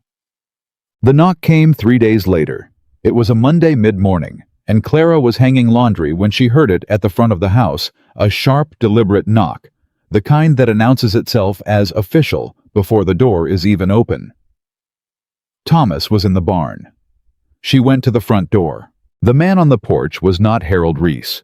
He was younger, better dressed, with the look of someone from a city, Austin maybe, or San Antonio, who had come a long distance and had opinions about having done so. He held a leather case that was newer and better made than Reese's. Miss Bennett, he said. Yes, my name is Arthur Vance. I'm an attorney representing the Harlow family, the family of the late Martha Callahan. He opened his case. I have documents requiring Mr. Callahan's attention. Clara looked at him. Martha Callahan's family, she said. Her parents and her brother, Vance said. They have filed a petition with the county court. He produced a document. A petition for custody of the Callahan children. Everything in her went absolutely still. On what grounds? She said. On the grounds, Vance said, in the careful voice of a man delivering news he knows is explosive, that Mr. Callahan has demonstrated an inability to provide adequate and stable care for the children, and that as the children's maternal grandparents, the Harlow family has a rightful interest in their welfare. Clara looked at the document. She thought about Harold Reese and his leather case and his professional pleasantness. She thought about Mrs. Catherine Harlow sitting very straight in a buggy with her hands folded in her lap. She thought about a woman who had said, "I will be filing my assessment with the county, and I do not anticipate further action." And then she thought about a name. Harlow. Catherine Harlow. Martha Callahan's family. "Is Mrs. Catherine Harlow," Clara said very carefully, "Martha Callahan's mother?" Arthur Vance blinked. "Her aunt," he said. "By marriage." Clara stood in the doorway with that document in front of her and felt the full shape of the past 3 weeks rearrange itself with a lurch she felt in her sternum. The welfare visit had not been Reese's strategy. Or not only Reese's strategy, it had been a reconnaissance. Catherine Harlow had come to see the house and the children and the woman managing the household, and she had filed her assessment with the county as she said she would, and now her family had used that assessment and whatever Reese had whispered in the right ears to build a legal case. Not for land, for the children. "I'll get Mr. Callahan," Clara said. Her voice was even. She turned from the door without taking the document and walked to the barn with a pace that was not quite running, and her hands in fists at her sides, and a clear, cold understanding of what was coming settling into every part of her. Thomas looked up from what he was doing when she came through the barn door. He saw her face. He put down what he was holding. "What happened?" he said. "There is a man at your front door," Clara said, "who is here to tell you that Martha's family has filed for custody of your children." The silence that followed lasted 2 seconds and felt like considerably longer. "Who?" he said. "Her aunt and her parents, through an attorney named Vance." She met his eyes. "I think Catherine Harlow came here 3 weeks ago to see whether she had a case." Thomas's face went through several things very quickly and then settled into something controlled and cold that she had not seen on him before. He walked past her toward the house. She walked beside him. At the front porch he stopped. He looked at the attorney. He looked at the document. Then he turned to Clara. "Go get Jacob," he said. She started to move. "Clara." His voice stopped her. She turned. He looked at her for one moment with everything on his face that he usually kept somewhere below it. "Whatever happens," he said, "you should know, I'm not going to let them take my children." "I know," she said, "and I'm not going to lose you either." She looked at him. He was not a man who said things for effect. She had known that from the beginning. "You're not going to have to," she said. She went for Jacob. Behind her, she heard Thomas Callahan say in a voice she had never heard him use, but recognized completely, "Mr. Vance, let's talk." Arthur Vance stayed for 40 minutes. Thomas sat across from him at the kitchen table with the documents spread between them and his hands flat on the wood, and his face doing the controlled cold thing that Clara had only seen once before and hoped not to see again. She stayed in the kitchen. She did not sit down. She stood at the counter with her arms crossed and listened and said nothing because this was Thomas's table and Thomas's house and Thomas's children, and she understood the precise boundaries of what she was and was not in this moment. Jacob stood in the doorway behind her. She had told him to stay upstairs, and he had come down anyway, and she had looked at him and made the calculation that sending him back up was the wrong call. He needed to hear this. A boy who had been carrying the weight of this family for 18 months had earned the right to know what was coming at it. Vance was professional. She gave him that. He laid out the petition without embellishment, the Harlow family meaning Martha's parents. Edward and Ruth and her brother George had filed in county court, claiming that Thomas Callahan had failed to maintain adequate and stable domestic conditions for the 4 minor children following the death of their mother, that said conditions had been documented by a county welfare assessment, and that as the children's closest maternal relatives, they had standing to petition for custody transfer. The welfare assessment, Thomas said, filed by Catherine Harlow. Mrs. Harlow conducted the assessment in her capacity as a county welfare officer, Vance said carefully, and filed it on behalf of her husband's family's custody claim, Thomas said. Vance opened his mouth. "Is that a coincidence, Mr. Vance?" A pause. "I'm not in a position to speak to the motivations of—" "Is it a coincidence?" Thomas said again with the patience of a man who will ask the same question as many times as necessary. Vance looked at the documents. I represent the Harlow family's legal interests. The basis for the petition is the documented welfare assessment and the established familial connection to the children. The documented welfare assessment, Thomas said, that found nothing wrong. The assessment documented areas of concern regarding stability of my children, Thomas said, are fed, clothed, healthy, and cared for. That is what the assessment found. Those are the words Mrs. Harlow used on my porch. He looked at the document. If her written report says something different, I'd like to know what changed between my porch and her pen. Vance said nothing. Clara kept her arms crossed and her face still and stored that particular silence away. When is the court date? Thomas said. 3 weeks, August 14th. And what exactly is the Harlow family proposing? Vance cleared his throat. The petition requests full custody transfer to Edward and Ruth Harlow, with the children to be relocated to their residence in relocated, Thomas said. The word hit the room differently than any other word had. Jacob made a sound behind Clara. She turned.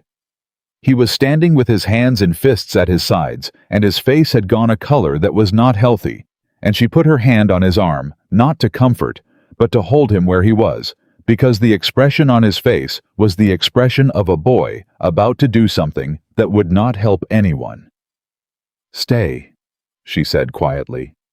Just the one word. His fists stayed fists, but he stayed.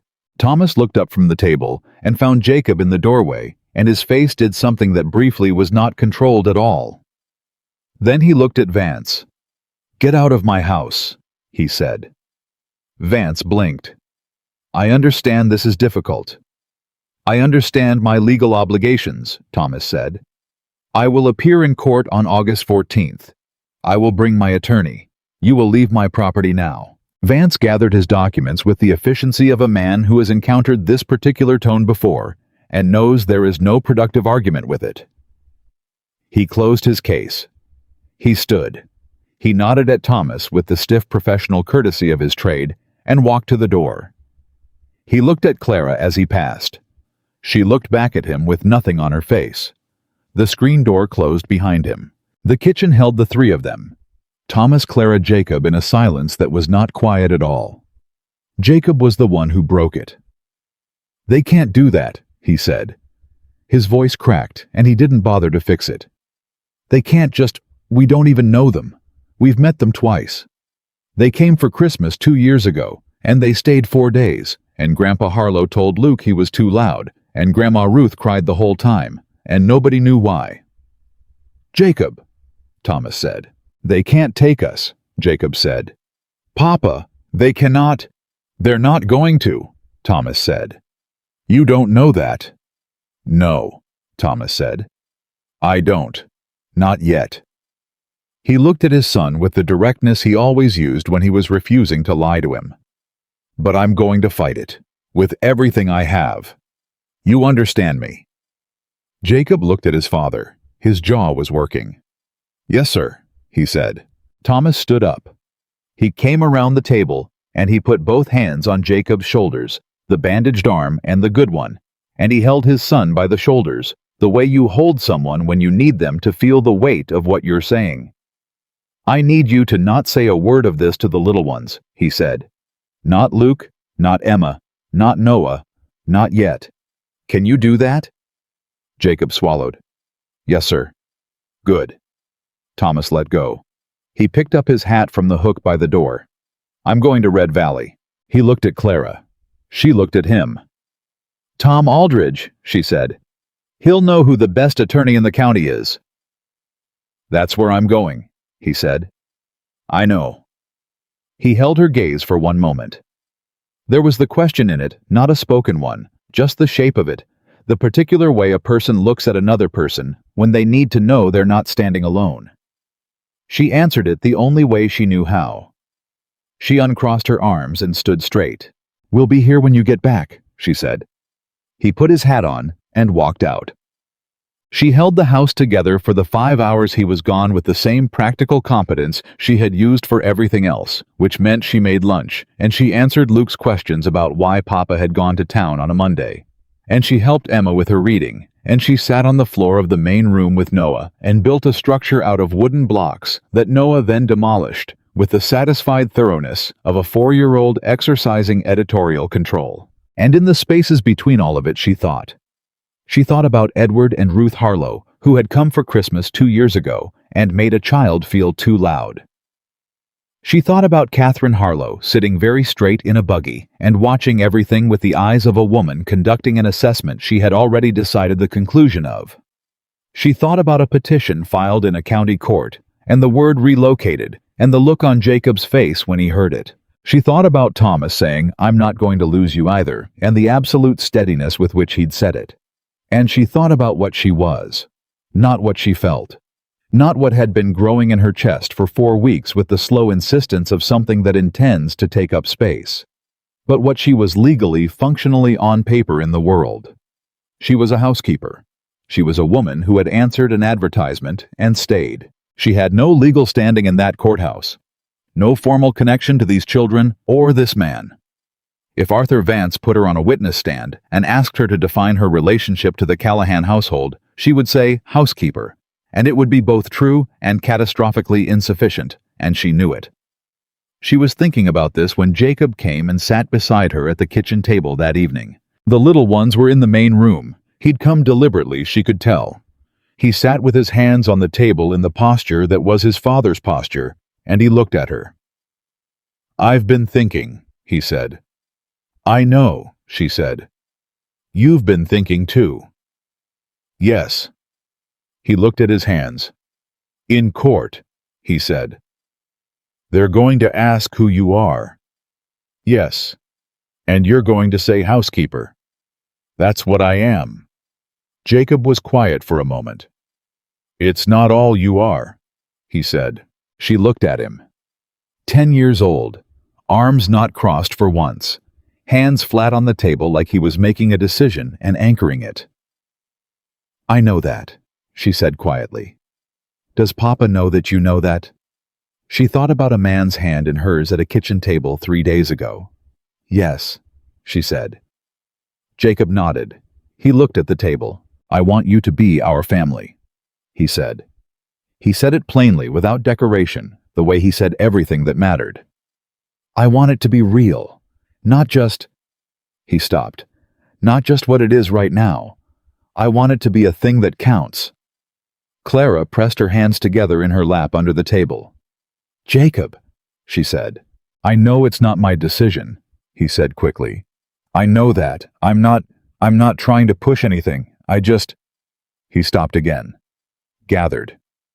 "I'm telling you what I want, because nobody ever asks me what I want, and I figured I should say it while I had the nerve."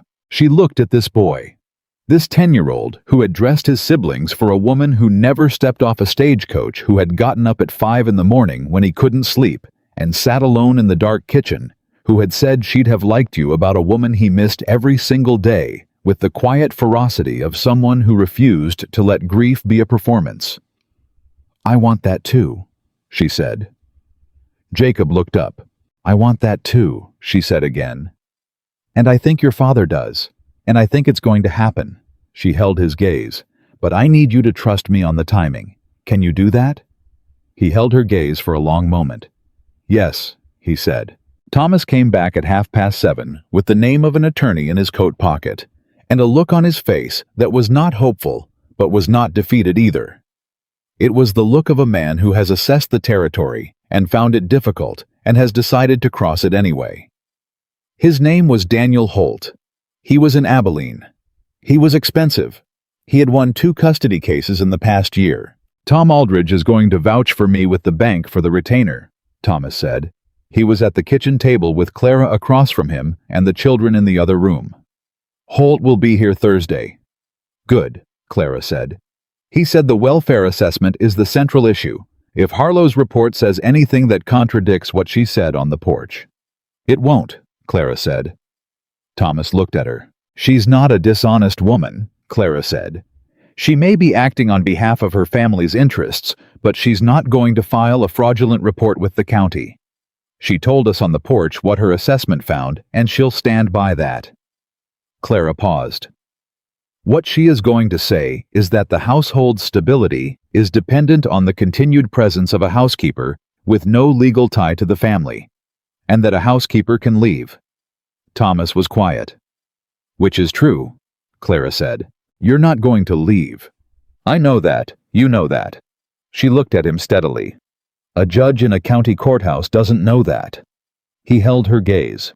"What are you saying?" he said. She had thought about this for 5 hours. She had turned it over and looked at it from every angle, and she was Clara Bennett, who was practical above all things, and she had arrived at the only practical conclusion. "I'm saying," she said carefully, "that what I am in this house matters in that courtroom. And what I am right now is not enough to protect these children from what the Harlow family is trying to do." Thomas said nothing. "I'm not saying this the way you might think I'm saying it," she said. "I'm not asking for anything. I'm not—" She stopped. Tried again. "I'm telling you the shape of the problem. What you do with that is your decision." Thomas looked at her for a long time. Then he said, "Clara." "Thomas." "I was going to ask you," he said. "I want you to know that. Before any of this. I was going to ask you, and I was trying to find the right time and the right words, and neither of those things has ever been easy for me." He looked at his hands on the table. "I don't want you to think I'm asking because of the court case." "I know why you're asking," she said. "Do you?" "Yes," she said. "Because of the window you fixed without telling me, because of Essential, because of 3 weeks of mornings and your hand on this table." She looked at him. "I know why." He reached into his coat pocket. What he put on the table was not a ring. It was a small carved wooden bird, no bigger than her fist, smooth from the working of its wings, half spread, as if caught between staying and going. She looked at it. "I made it," he said. "I've been making it for 2 weeks. I didn't know what I was going to do with it, but my hands needed something." He looked at the bird. "My wife Martha, she used to say that I only know how to say things with my hands, that words came out of me sideways." He pushed the bird gently toward her. "I can't give you much right now. The ranch is not what it should be, and there's a court case coming, and 4 children who are going to drive you to the edge of your patience on a regular basis for the foreseeable future." His voice was steady and plain, and absolutely serious. "But I can give you this. And I can give you the truth, which is that this house has been alive since you came into it, and I don't know how to go back to what it was before, and I don't want to." Clara looked at the wooden bird. She picked it up. It was warm from his pocket. The wings were perfect, each feather line carved with the patience of a man who had been doing it in the hours after the children were in bed, alone working something out with his hands that he didn't yet have the words for. "Yes," she said. He looked at her. "Yes," she said again. Plainly. The way she said everything she meant. Something moved across his face that she had not seen there before.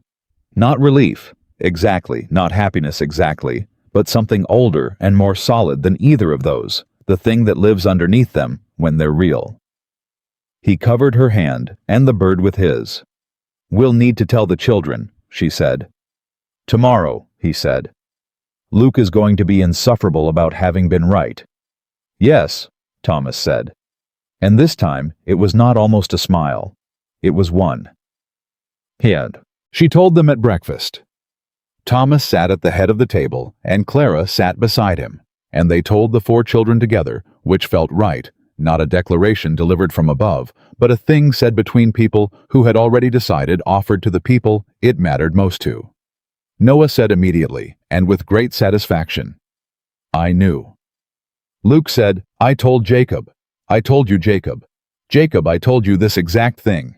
Jacob said, "You told everyone this exact thing, Luke." And he was looking at Clara when he said it with an expression that was not the crossed arms expression, or the jaw-set expression, or any of the other expressions she had catalogued over the past weeks. It was new. It was the expression of a boy setting something down that he had been carrying for a long time. Emma said nothing for a moment. Then she said, "Will you teach me the rest of the biscuits?" Clara looked at her. "The rest of them?" "There must be more," Emma said. "More things she made, that I don't know how to make yet." Her voice was careful and even, and 8 years old and 30 years old simultaneously. "I want to learn them, if you'll teach me." Clara held the girl's gaze. "Every one of them," she said. Emma nodded. She picked up her fork. She was not going to cry at the breakfast table, and neither was Clara, and they both understood this about each other and honored it completely. Daniel Holt arrived Thursday as promised. He was a compact man in his 40s with sharp eyes and the manner of someone who had seen most things twice and found the second time more interesting than the first. He sat at the kitchen table with Thomas and a cup of Clara's coffee and the documents from Vance's visit, and he read everything with a thoroughness that she respected. Then he looked up. "The welfare assessment," he said. "You say it was conducted by a family member of the petitioners." "Martha's aunt by marriage," Thomas said. "And you believe the written report to be favorable." "She told us on this porch that the complaint was not substantiated, and she did not anticipate further action," Clara said. Holt looked at her. "And you are?" "Clara Bennett. I manage the household." "You're the housekeeper." "I'm Thomas Callahan's fiancée," she said. "As of Monday." Holt looked between them. He looked at the table. He made a note. "That changes the calculus," he said. "I thought it might," Clara said. Thomas was looking at her with the small smile that was becoming familiar. "The petitioner's central argument," Holt said, "is going to be instability. A widower struggling alone, inadequate care, uncertain domestic circumstances. A formal engagement, and ideally a marriage before the court date, removes that argument almost entirely." He looked at Thomas. "Can you be married before August 14th? Thomas looked at Clara. Clara looked at Thomas. "Yes," they said, not simultaneously, but close enough.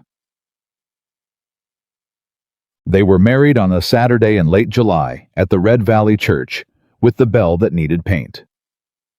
Reverend Miles, who had known Thomas Callahan for 11 years, performed the ceremony with the unhurried gravity of a man who understood what he was joining and took it seriously. Tom Aldridge stood up for Thomas.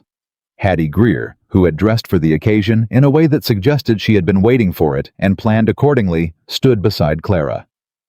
The children sat in the front pew. Noah was in the suit Jacob had found for him, which was slightly too large, and he sat with his feet not quite reaching the floor, and his hands folded in his lap, with the solemn focus of someone performing an important ceremonial role.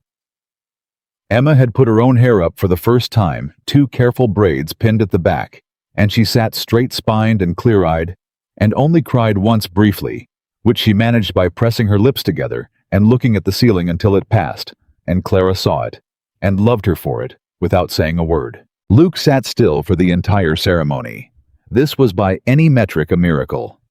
He explained afterward that he had decided it was important enough to try and that he thought he had probably pulled a muscle, but it had been worth it. Jacob sat at the end of the pew closest to the aisle, and when Reverend Miles asked if anyone had reason to object, and the church went quiet, Jacob looked at Clara with his father's dark eyes and the ghost of something that was not quite a smile and was better than one, and she looked back at him, and she was absolutely going to hold herself together, and she did. Thomas took her hand at the altar and held it the way he had held it at the kitchen table, with the same steadiness and the same seriousness, and when Reverend Miles told him he could say what he wanted to say, Thomas looked at her and said, "I told you I do things with my hands. So I'll just say that I mean to keep hold of this one." And Hattie Greer made a sound in the second row that was entirely undignified and entirely human, and that Clara would remember for the rest of her life. She said her own vows plainly and without embellishment, because that was how she was built, and she meant every word down to its foundation. When it was done, Noah climbed off the pew and walked directly to Clara and raised his arms. She picked him up. He put his forehead against her cheek and stayed there. August 14th came the way hard things come, not faster than expected, but more real. They drove to the county courthouse in a wagon that had been cleaned for the occasion. Thomas drove. Clara sat beside him. Daniel Holt had arrived the night before and had spent the evening at their kitchen table reviewing the documents one final time with the precision of a man who does not lose cases. He should win. The Harlow family was already in the courthouse when they arrived. Edward Harlow was a heavy-set man with the expression of someone convinced of his own righteousness, which was the most dangerous kind. Ruth Harlow was a small woman who was crying before the proceedings began, which Clara suspected was not entirely strategic, but also was not unhelpful to their case. George Harlow stood behind his parents with his arms crossed in a way that reminded her with a jolt of Jacob on that first porch, except that Jacob's defensiveness had always been in service of protecting someone else, and George Harlow's appeared to be entirely in service of himself. Catherine Harlow was not there. Clara noticed that immediately. Holt noticed it too. She saw him mark it. The judge was a man named Clarence Webb, who was perhaps 60, and had the look of someone who had heard a great many things in a great many courtrooms, and had opinions about which ones were worth his time. The Harlow family's attorney went first. He was competent. He laid out the petition clearly, the months of struggle, the inadequate domestic conditions, the children's welfare, the maternal family's connection and resources and capacity to provide a stable environment. He mentioned the county welfare assessment. He mentioned the prior housekeepers who had not stayed. He did not mention Clara directly. Holt noted this to her in a whisper during the brief recess. "He doesn't want the judge focused on you," he said, "because you're the thing that breaks their argument." When it was Holt's turn, he was methodical. He put Thomas on the stand, and Thomas answered every question with the directness that was simply his nature, and there was nothing in his answers that was not true, and nothing that could be made to look like anything other than what it was a man who had struggled and had kept going and had built something back from the wreckage. Then Holt called Clara. She sat in the witness chair and looked at Judge Webb and answered his questions plainly. She had been managing the Callahan household since early July. The children were well-fed, well-clothed, and in good health. The household was orderly and functional. She was now Mrs. Thomas Callahan, married 11 days prior. The Harlow family's attorney stood. "Mrs. Callahan," he said with the deliberate emphasis of someone testing the word prior to your marriage, "you were employed as a housekeeper." "I managed the household," she said. "You answered an advertisement for a housekeeping position." "I did." "And you stayed because the wages were adequate." "I stayed," Clara said, "because it was the right thing to do." He looked at her. "Can you explain what you mean by that?" She looked at him. She thought about $42 and a soft folded letter and a stagecoach and a man who hadn't slept in a year. "I came for a job," she said. "I found a family that needed someone to stay. Those aren't the same thing, but they're not incompatible either. I stayed because 4 children had already lost enough, and I was in a position to make sure they didn't lose more." She paused. "And then I stayed because I loved them, in that order." The courtroom was quiet. "And your husband," the attorney said. "You married him in some haste before this court date." "I married him," Clara said, "because he asked me and I wanted to, and the timing was right. The court date was incidental." She said it with such flat, plain certainty that the attorney paused. Judge Webb was looking at her. "No further questions," the attorney said. 5. Holt called one final witness. Catherine Harlow had not come to the courthouse, but her written assessment had submitted directly to the court, and Holt read the relevant sections aloud in the courtroom. The household was found to be adequately maintained. The children were in good physical condition. The domestic situation showed evidence of recent and significant improvement. No grounds were found to support the allegations of the complaint.